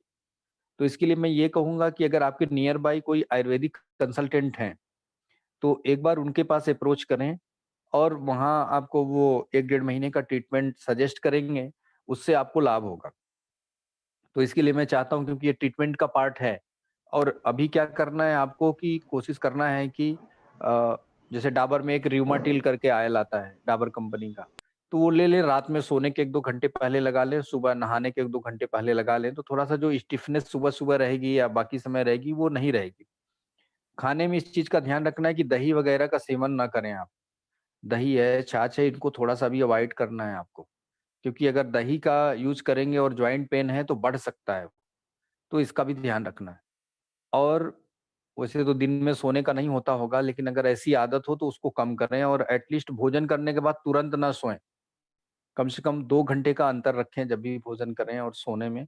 रात का भोजन हमेशा सुबह से कम लें और लाइट लें थोड़ा सा। तो इसका ध्यान रखें और आसपास जो भी आयुर्वेदिक कंसल्टेंट हो जो प्योर आयुर्वेद की मेडिसिन देते हो, उनसे एक बार कंसल्ट करें। नहीं तो बाद में कंसल्ट करेंगे, मैं आपको प्रिस्क्रिप्शन बना के भेज दूँगा, आप उसका यूज़ करिएगा। जो दवाइयाँ हैं अरेंज हो जाएँगी। उज्जैन में होंगे आई थिंक आप, बड़नगर उज्जैन में या रतलाम में कहाँ हैं? अहमदाबाद में। अहमदाबाद में अच्छा, सर। अहमदाबाद में। तो आपके यहाँ काफ़ी अच्छे वैद्य लोग हैं। हमारे एक मित्र भी हैं वहाँ पर, डॉक्टर भवदीप गल्होत्रा हैं, तो मिलिएगा उनसे जाके। तो सर आपसे फ़ॉलो-अप में उनका भी रहेंगे। कॉन्टैक्ट ले लेंगे, हाँ, कॉन्टैक्ट मैं नंबर। उनका नंबर भेज दूँगा आपको। ग्रुप सर में मेरा नंबर है और वहाँ कंसल्ट करें, थैंक यू तो सो ज़्यादा मच। अच्छा रहेगा। जी। Thank you sir. मैं पूछना थैंक यू। चाहती हूँ प्रश्न डॉक्टर भूपेंद्र से। जी मैडम।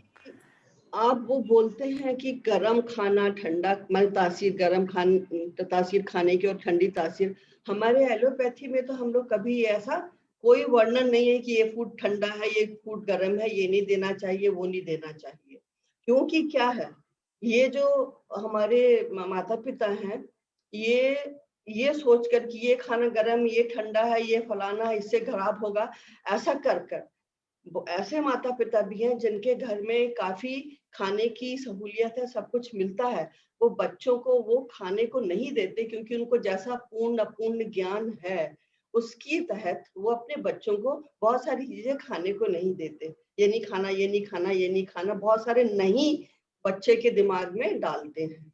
ठीक है, तो उससे क्या होता है, एक तो ये होता है कि उसका बिहेवियर प्रॉब्लम बच्चों में जो बहुत नई बोलने से जो बिहेवियर प्रॉब्लम है वो उभर कर आते हैं। दूसरी बात ये है कि अफोर्ड करते हुए भी बच्चे को कुछ खाना ना देकर उसमें कुपोषण की व्यवस्था कर देते हैं। मतलब बच्चे को मैल्यूट्रिशन खाना होते हुए भी उनके अफोर्ड जी। कर सकते हैं, अफोर्ड करने के बावजूद भी उन बच्चों को कुपोषण हो सकता है। जैसे बहुत सारे माता पिता ऐसे कि दूध देते ही जाएंगे, 2-3 साल का बच्चा, उसको दूध की मात्रा ज्यादा से ज्यादा पिलाएं क्योंकि दूध बहुत अच्छा है, लेकिन उसको ये नहीं मालूम कि इस वजह से, दूध की वजह से, क्योंकि दूध में आयरन नहीं होता है, बच्चे को अनीमिया हो रहा है, उसकी वजह से बहुत सारे प्रॉब्लम बच्चे के हो रहे हैं। तो हमें ये बातें सबसे पहले तो मुझे ये समझना है कि ये गर्म और ठंडा खाने का कॉन्सेप्ट क्या है, कैसे इसे माता पिता को समझाया जाए, क्योंकि आप इतने सारे प्रॉब्लम्स है हमारे देश में, हर व्यक्ति के दिमाग में, कि वो उसको सुलझाना बहुत डिफिकल्ट है। जैसे हम अभी कीटनाशक की ही बात कर रहे हैं, हर इंसान को मालूम है इसका दुष्प्रभाव है, और दुष्प्रभाव अभी ही नहीं है, इस पीढ़ी में नहीं है, आने वाली पीढ़ी में भी अप्रत्यक्ष रूप से हो रहा होगा, लेकिन हम तब भी उसको समझने की चेष्टा करके अपने बिहेवियर को चेंज करने में समर्थ अभी तक नहीं हुए हैं, जो कि हम करना चाहते, जो हम लोग का प्रयास है। भी डॉक्टर सुषमा ने जो ये प्रयास शुरुआत की है, परंतु हम यही समझना चाहते हैं कि कैसे हम माता पिता के इस सोच को किस तरह से हम सुधार सकते हैं। सबसे पहले तो ये इनके बताएं कि क्या ठंडा, मतलब लक्षण क्या है, ठंडा खाना है या गर्म खाना है, हमें तासीर है ऐसा। एक्चुअली मैडम, जो आयुर्वेद क्लासिक्स है उसमें डाइटेटिक्स का बहुत डिटेल में क्लासिफिकेशन भी है, डिस्क्रिप्शन भी है। तो जो ठंडा और गर्म का कॉन्सेप्ट है, पहले तो ये है कि हमें फ्रेश फूड यूज करना है। जैसे हमने ताजा, जिसको हम ताजा बोलते हैं सामान्य भाषा में, एक तो ये है कि वो ताजा होना चाहिए। अगर हमने कोई चीज बना के एक बार फ्रीज में रख दी, उसको फिर से गर्म करके दे रहे हैं, या फ्रोजन आइटम है, तो वो हम सभी को, हमारे शास्त्र में क्या है कि 8 कंपोनेंट्स अलग बताए हुए हैं डाइट के, उसको हम लोग अपनी भाषा में कहते हैं। तो उसमें एक तो होता है, कोई भी डाइट है उसका नेचर है मैडम, प्रकृति बोलते हैं हम लोग, हैवी होता है या लाइट होता है। जैसे उड़द होती है वो हैवी होती है, मूंग का यूज करते हैं वो लाइट होता है। पर वो एक तो हैवी से प्रकृति तात्पर्य क्या आपका, हैवी लेने होने के बाद का तात्पर्य क्या है? डाइजेशन में देर लगता है, उसको जल्दी डाइजेस्ट नहीं होता, हैवीनेस फील होता है खाने के बाद। और खुद भी अनुभव करें, अगर कभी 1 कटोरी उड़द की दाल खाएं और 1 कटोरी मूंग की खाएं, दोनों में आधे घंटे के अंदर समझ में आ जाता है कि हैवीनेस फील होने लगता है उड़द के साथ। वो अपन को मालूम है कि उसमें प्रोटीन की मात्रा ज्यादा है, एंड प्रोटीन को डाइजेस्ट करने के लिए जो एंजाइम लगते हैं वो हमारे लिमिटेड, क्योंकि हम जो खाना खाने के आदी हैं उसके अनुसार हमारी इंटेस्टाइन में एंजाइम रहते हैं।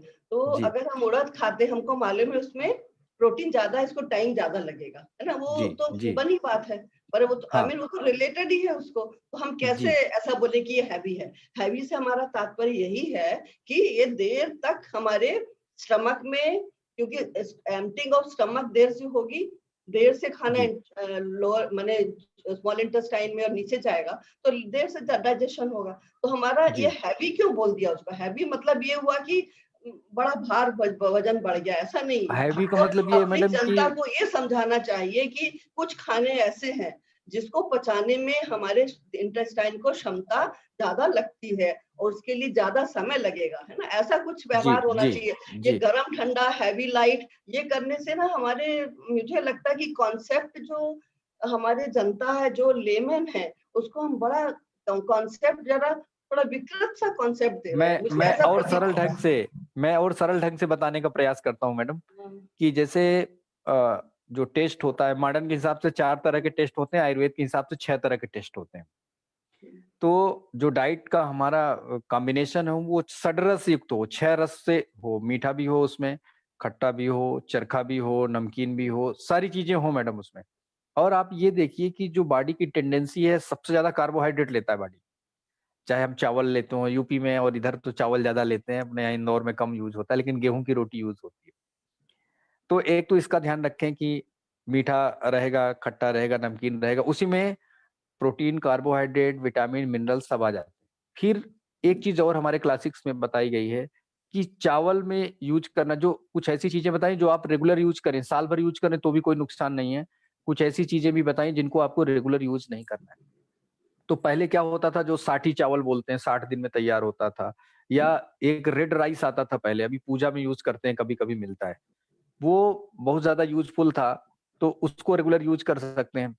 मूंग का, जैसे मैंने मूंग और उड़द दोनों चीज कही, और मूंग और उड़द में एक बेसिक डिफरेंस ये भी होता है मैडम कि उड़द जो होता है ना, वो मतलब गर्म तासीर का होता है, और मूंग जो होती है वो ठंडी तासीर की होती है। बेसिकली आपसे पूछा ना, what do you mean by गर्म तासीर? हाँ, गर्म का मतलब ये है मैडम कि अगर किसी को हाइपर एसिडिटी है और उड़द की दाल खाएगा तो बढ़ जाएगी, किसी को अगर बर्निंग सेंसेशन बॉडी में आ रहा है, उड़द का यूज करेगा तो उसको प्रॉब्लम होगा उसमें।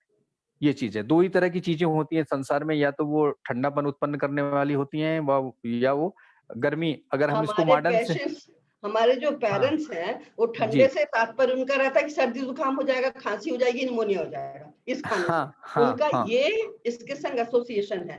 और गर्मी के संग ये है कि ये खाना गर्म है तो उसको डायरिया होगा या टट्टी में खून आएगा, माने डिसेंट्री भले इन्फेक्शन से हो। दे डोंट अंडरस्टैंड, मतलब उनको समझने की चेष्टा नहीं करते हैं वो, और वो उसके संग जोड़ देते हैं। तो इस तरह से वो ये नहीं खाना, ये नहीं खाना, ये नहीं खाना, ऐसा नहीं। हमारे जो नेचर में, आप जैसे आयुर्वेद का बहुत बहुत अच्छा ज्ञान रखते हैं, आप तो पढ़े हुए हैं वो, हम ये कहते हैं कि नेचर ने जो सब चीजें बनाई हैं जी, हमने तो नहीं बनाई, ये नेचर ने धीरे धीरे एवोल्यूशन से ये चीजें हमारे संसार में, नेचर में आई हैं, है ना? जी, तो उन सबका कुछ ना कुछ तो फायदा होगा ही। तो हमें ये हमें इन जनता के दिमाग में हमको ये बैठाना चाहिए कि हर चीज अच्छी है, लेकिन उसका प्रपोर्शन, उसको कैसे खाना, उसको किस मात्रा में खाना, उसको कितनी बार खाना, ये मेरे ख्याल से ज्यादा प्रभावित करेगा इंसानों की सेहत को, बजाय कि हमको ये नहीं खाना, ये गर्म है, मेरी तासीर ये है, सब कुछ। मतलब इतना ज्यादा इंसान अपने दिमाग में ये बातों को डाल लेता है कि बिल्कुल वो साइकिक जैसा, मैं ये नहीं खाऊं, मैं ये नहीं खाऊंगी, मैं ये नहीं खाऊंगा, मैं ये नहीं खाऊंगा, ये नहीं वाली जो वो नहीं, क्योंकि हम अपने बॉडी को ही निगेटिव चार्ज कर रहे हैं, निगेटिविटी अपने शरीर में डाल रहे हैं, अपने दिमाग में डाल रहे हैं, अपने मानसिक स्तर पे डाल रहे हैं, जिससे कि हम हर चीज के लिए उसके दोष ही देखते जाएंगे, है ना? अगर हम ऐसा सोचें कि नहीं, इस खाने से हमें कुछ नहीं होगा, है ना, हमको इस खाने से कुछ नहीं होगा, तो मुझे लगता है ऐसा शरीर में पॉजिटिव, जो हमारे दिमाग में पॉजिटिविटी उत्पन्न होगी, उससे बहुत कुछ फायदे मिलेंगे। तो मुझे लगता है कि कहाँ कॉन्सेप्ट है, कहाँ चेंज करना है, बड़ा डिफिकल्ट सा प्रतीत होता है। लेकिन हाँ, नहीं मैडम, बच्चों ये परवरिश में ये सब डालना कि नहीं, ये नहीं खाओ, ये नहीं खाओ, ये गर्म है, ये ठंडा है, क्योंकि बच्चा भी बिल्कुल छोटा है, उसको कुछ भी नहीं मालूम है, उसके दिमाग में अभी से हम निगेटिविटी भर रहे हैं, और उसको ये कुछ भी जो उसको खाना नहीं खाने दे रहे हैं, तो उसकी और लालसा बढ़ेगी कि मैं इसको खाऊं, ये ऐसा क्यों मना कर रहे हैं। तो उसकी हम पूरी मानसिकता को ही बदल रहे हैं प्रैक्टिकली।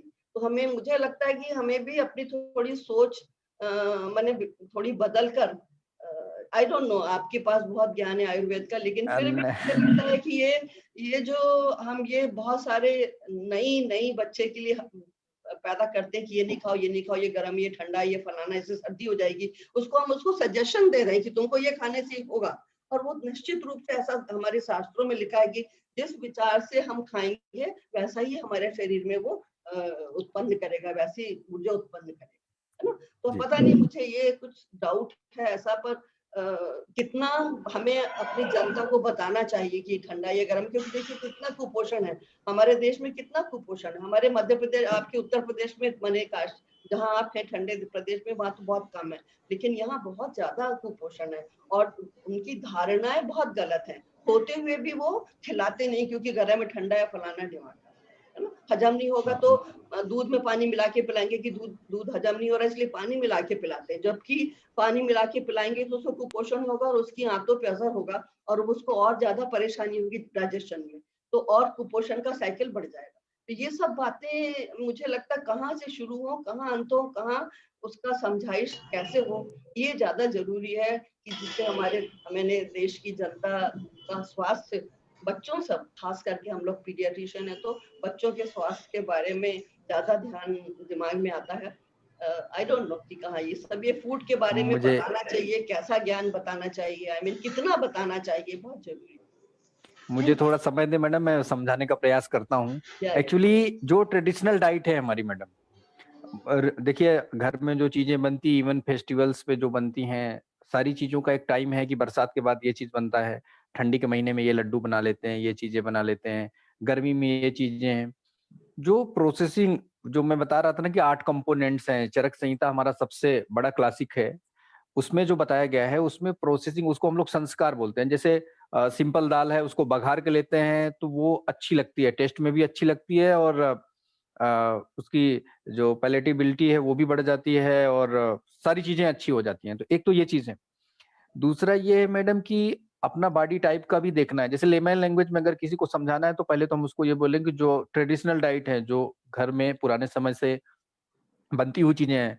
आपका ये अनुभव है कि लोग मना करते हैं कि ये चीज नहीं खाना, ऐसे मेरा जो अनुभव है उसमें ये है कि आज के जो पेरेंट्स हो गए हैं, मम्मी लोग हो गई हैं, और वो खुद फास्ट फूड और बाकी तरफ ज्यादा जाती हैं। जो सीरियल्स का पैटर्न है हमारे यहाँ, जो एक साइक्लिक वो चलता रहता है। आप देखिए अगर पुराने समय में, क्योंकि आप लोग इतने सीनियर हैं मुझसे, अगर पेरेंट्स के टाइम पे जाएं तो जो सीरियल्स की भी एक साइकिल होती थी कि ये हमें इस समय इसकी दाल लेनी है, इसका चावल लेना है, ये गेहूं की रोटी ऐसे बनानी है, मक्के की रोटी बनानी है, जौ की रोटी बनानी, ये सब पूरे साइक्लिक वे में चलता था।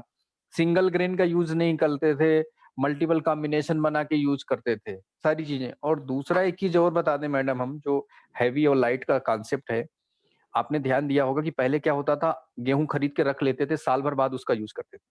हमारे शास्त्र में लिखा हुआ है, क्लासिक्स में लिखा हुआ है कि आहार जो होता है, जो मतलब ग्रेन्स होते हैं, 1 साल 2 साल के जब हो जाते हैं तब उनको यूज किया जाता है, तो ऑलरेडी नेचुरली वो लाइट हो जाते हैं।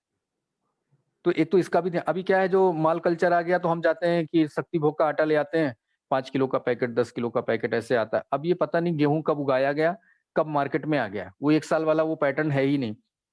अभी जो प्रॉब्लम्स हो रही हैं वो ओवर न्यूट्रिशन से भी हो रही है मैडम। माल न्यूट्रिशन तो है, माल न्यूट्रिशन जो आयुर्वेद के उसमें है वो ये है कि एक ही चीज का ज्यादा यूज करना। मान लीजिए कोई ऐसा है जो केवल कार्बोहाइड्रेट ही ले रहा है, कोई ऐसा है जो केवल फैट और कार्बोहाइड्रेट ले रहा है, विटामिन मिनरल्स प्रोटीन्स ये तो जा ही नहीं रहे हैं डाइट में। वैसे भी वेजिटेरियन लोगों में अगर दाल नहीं खाते हैं तो प्रोटीन का कोई सोर्स ही ऐसे नहीं मिलेगा, रेगुलर दूध पीते नहीं है, कहाँ से आएगा। तो इसका भी हमें ध्यान रखना है।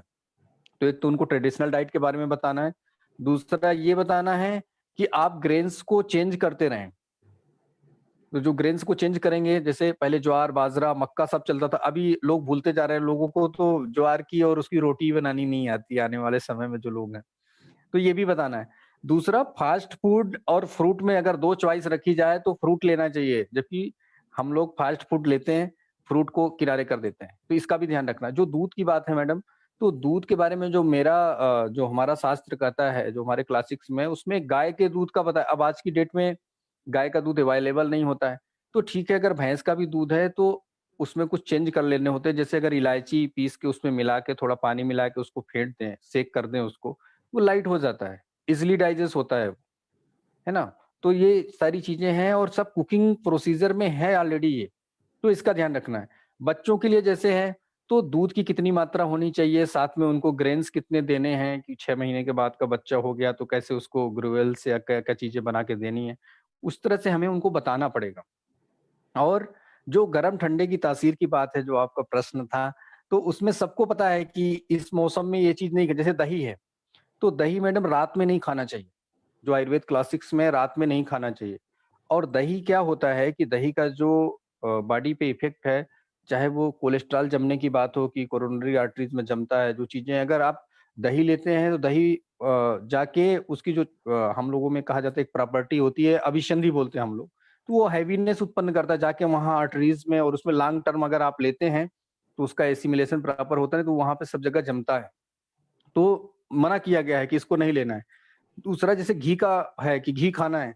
आज की डेट में बात आती है नहीं घी छूना नहीं है, कोलेस्ट्रॉल बढ़ता है, ऐसा है वैसा है। लेकिन घी तो खाना है, घी के बिना काम नहीं चलेगा, बट किनको खाना है? अगर हम घर से स्टेशन जाने के लिए खड़े हैं और 1 किलोमीटर दूर स्टेशन है, हाथ में कोई ऐसा हैंडी या कुछ बैग नहीं है, उसके बाद भी हम 5 मिनट पैदल चल के वहाँ तक नहीं जाते, हम वेट करते हैं। अब तो कैब मंगा लेते हैं कि ऑटो आएगा, कैब आएगा, उससे जाएँगे। तो जब हम फिजिकल वर्क करेंगे ही नहीं तो फैट हमें लेना क्यों? ना घी वही खाए जिसको थोड़ा-सा पसीना निकालना हो, और एरोबिक एक्सरसाइज कुछ होनी नहीं है। हम एसी में बैठे हुए हैं, कार में बैठे, एसी में बैठ गए, घरों में एसी कॉमन है, सब सारी चीज़ें। तो हमें डाइट के बारे में भी करना है और फिजिकल एक्टिविटीज़ के बारे में, क्योंकि जब फिजिकली एक्टिव रहेगा तो कुछ भी खाएगा सब एसिमिलेट हो जाएगा बॉडी, और नहीं करेगा तो कुछ भी आप लेंगे तो चाहे ओवर न्यूट्रिशन। आज की डेट में जो डिज़ीज़ हो रही है मैडम, मैक्सिमम ओवर न्यूट्रिशन के कारण हो रही है। माल न्यूट्रिशन का जो परसेंटेज है वो तो है ही, लेकिन ओवर न्यूट्रिशन जो हमारे क्लासिक्स के हिसाब से है, वो संतर्पण जन्य हम लोग बोलते हैं उसको, कि ओवर न्यूट्रिशन से हो रहा है। जिसके पास व्यवस्था है वो भी नहीं खा रहा है उस चीज़ को, जिसके पास नहीं है उसकी तो मजबूरी है। तो ये सारी चीज़ें हैं, तो हमें उन्हें लेमन लैंग्वेज में यही बताना है, एक ही चीज़ है ट्रेडिशनल फूड्स। और जैसे मौसम की बात है, मान लीजिए अमरूद, एक बार मैं क्लासेस भी लेता था, कोचिंग भी पढ़ाता था कॉलेज के अलावा। एक स्टूडेंट ने पूछा कि सर, इंदौर में ही, तब मैं इंदौर में था, कि सर वो जाम खाते हैं या संतरा खाते हैं तो सर्दी हो जाती है सर, फिर ये सर्दी के ही मौसम में क्यों होता है? एक बड़ा अच्छा क्वेश्चन किया कि सर्दी के आप कहते हैं कि सीज़नल चीज़ें लेनी चाहिए, और अभी जाम खा लेते हैं सर्दी हो जाती है, संतरा खा लेते हैं सर्दी हो जाती है। तो इनका अगर अमरूद हम लोग बोलते हैं यूपी में, अमरूद खाना है तो जब सनराइज़ हो जाए और सनसेट हो उसके पहले खा लें, दोपहर में खाएँ तो नहीं होगी सर्दी। संतरा जब धूप रहे उस समय खाएँ तो सर्दी नहीं होगी, लेकिन वही दिन ढलने के बाद खा लें या एकदम सुबह-सुबह खा लें तो हो सकता है कि प्रॉब्लम हो सकती है किसी को, तो इसका भी हमें ध्यान रखना है। तो टाइम का ध्यान रखना है, जो कुकिंग प्रोसीजर है उसका ध्यान रखना है, हमारी बॉडी हेल्दी है उस चीज़ के लिए या क्या है उसका।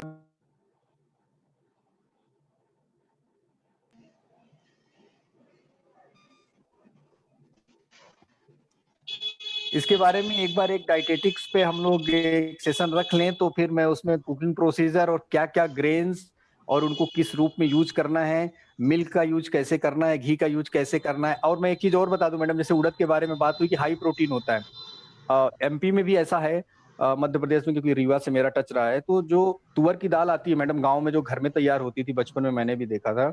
उसको पहले क्या करते थे कि मटके का टुकड़ा होता था मिट्टी का, उसको चूल्हे पे चढ़ा देते थे या लोहे की कढ़ाई में। उसपे पहले तुअर के जो तुअर होती थी उसको भूनते थे। भूनने के बाद फिर उसको उसकी दाल बनाई जाती थी। तो जो कॉम्प्लेक्स प्रोटीन होता था वो सिंपल प्रोटीन में चेंज हो जाता था। तो जो उसका डाइजेशन था वो ईज़ी हो जाता था। तो ये सारी मेथड थी। अभी क्या है, हम मार्केट से जाते हैं, तुअर की दाल ले आए और उसको सीधा प्रेशर कुकर में। हाँ, एक चीज़ मैं और बताना चाहूँगा आप लोगों को।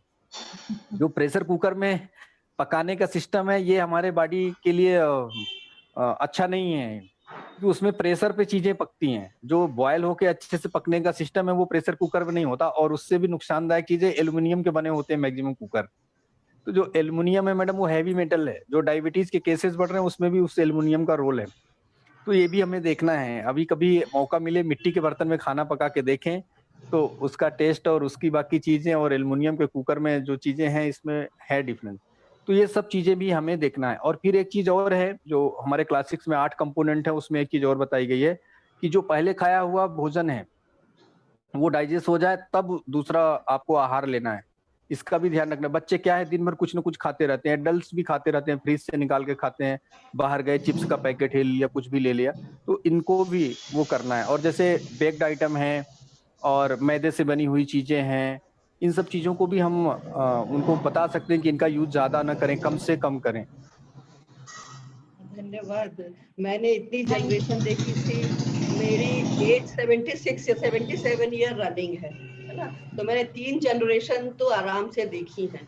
और मुझे लगता है कि हमारी जो मेन आपने जो बताया भी है, लाइफस्टाइल चेंज, और लाइफस्टाइल मेन जो उभर के आया है इशू, वो लाइफस्टाइल में ही सब कुछ निहित उसी में निहित है कि हम जब तक उसको नहीं फॉलो करेंगे, है ना, वो अपने आप एक साइकिल बन जाता है कि अगर हमारी लाइफस्टाइल अच्छी है तो हमारा खान पान अच्छा है, तो हमारी एक्सरसाइज भी होगी, हमारा सोच भी अच्छी होगी, हमारा व्यवहारिकता भी अच्छी होगी, मानसिकता भी अच्छी होगी। तो बेसिकली जस्ट सब उसी समय उसी टॉपिक पे आ जाता है कि हमको अपनी लाइफस्टाइल कैसी रखना चाहिए। तो हमको लगता है कि लाइफस्टाइल मॉडिफिकेशन की बात, मॉडिफिकेशन मतलब हाँ उसी में चलते रहे, जैसे हम लोग वही फॉलो कर रहे हैं जो हमारे माता पिता ने किया, वही हम ट्रांसमिट कर रहे हैं अपने बच्चों में, है ना। वही अपने बच्चे, हो सकता है थोड़ा मात्रा में कमी हो जाए, लेकिन बेसिक्स तो वही रहता है। तो हमें वो क्यों क्या हुआ है अभी मॉडर्न जनरेशन में, हमने जो फास्ट चेंजेस हैं उनको बहुत जल्दी अडॉप्ट कर लिया है, और उसको हम एसिमुलेट नहीं कर पाए, उसको हम समझ नहीं पाए, उसको अपनी बॉडी में क्या असर है वो हम समझ नहीं पाए, और हमने कार्यान्वित कर दिया, अपने बच्चों में वो ट्रांसमिट कर दिया। तो इस तरह से सारी जो सोच है हर फील्ड में, खाने में, एक्सरसाइज में, सोचने में, मानसिकता में, सब में हमारा इसीलिए ऐसा चेंज आ गया कि हम एडजस्ट नहीं कर पाए और हम कुछ उभर के कुछ और हो गए, ऐसा वाला। तो हमारे को अपनी जो बेस है, हमारी जो रूट है, उसको हमें पकड़ के रख के उस पर अगर हम चलते जाएं तो लगता है मुझे कि ज्यादा बहुत ज्यादा अधिक चेंज हमारा जो फॉरेन माने बाहर की देशों से हमने बहुत जल्दी अडॉप्ट करा है। जैसे आप फास्ट फूड के बारे में बोल रहे हैं, फास्ट फूड के बारे में हमने कितनी जल्दी हमारी जनरेशंस ने अडॉप्ट कर लिया। ये इसीलिए किया क्योंकि हमने समझने का समय ही नहीं मिला। हम तो ये शो करना चाहते थे कि मैं कॉपी कर रहे हैं तो मैं बहुत अच्छा हूँ, मैं बहुत एडवांस हो गया, मैं बहुत फॉरवर्ड हूँ, मैं बहुत मॉडर्न हूँ, है ना। इस तरह की जो भावना है हमारे अपरिपक्व दिमाग में या आ गई है, उसको हम एनालाइज बिना करे हमने ये सब कार्यान्वित किया, हमने सब फॉलो करने लगे। मेरा ऐसा विचार है। I don't know. बिल्कुल सही मैडम। एक चीज जी मैडम आप बात पूरी कर लें पहले। मैं आपको ये कहना चाहती हूँ कि आपने ये देखा कि हमारी मीटिंग एक भी बार ब्रेक नहीं हुई है और हम 1 घंटा और 37 मिनट पे आ गए हैं, और इसका पूरा श्रेय हमारे ONGC के general manager mister Dharmendra Naravane ji को जाता है। उन्होंने मतलब इतने लगन से ये मीटिंग की वो सेवा कर रहे हैं, उनकी कार्यशैली मतलब गजब की है, और ये अनइंटरप्टेड सेशन भी उन्हीं की देन है। और उन्होंने अपने पीछे जो वर्चुअल बैकग्राउंड लगाया है, ये सब बताता है कि उनको ये मिशन को सक्सेस ले जाने में उनके अंदर कितनी तीव्रता है। तो मैं चाहती हूँ कि सभी लोग धर्मेंद्र जी के लिए क्लैप करें। We thank you so much. और हम मुझे पता है कि आयुर्वेद में बहुत डेप्थ है, बहुत ज़्यादा। मैडम आप जब अनुभव करना चालू करेंगे मैडम, आयुर्वेद इज अमेजिंग। तो हम ज़रूर कभी कोई सेशन रखेंगे, पर हम ये नहीं भूलेंगे कि अभी हमारा ये मिशन जो है पेस्टिसाइड्स का है। और डॉक्टर त्रिपाठी को मैं बहुत बहुत धन्यवाद देती हूँ कि उन्होंने किडनी और लिवर के बारे में बताया कि हमें उसकी हेल्थ के बारे में बहुत सोचना है जब हम पेस्टिसाइड्स का इंजेक्शन कर रहे हैं। तो और फिर हम अगले शनिवार शाम 5 बजे मिलेंगे सभी दोस्तों के साथ, और तब तक के लिए मैं सभी को बहुत बहुत धन्यवाद देना चाहती हूँ।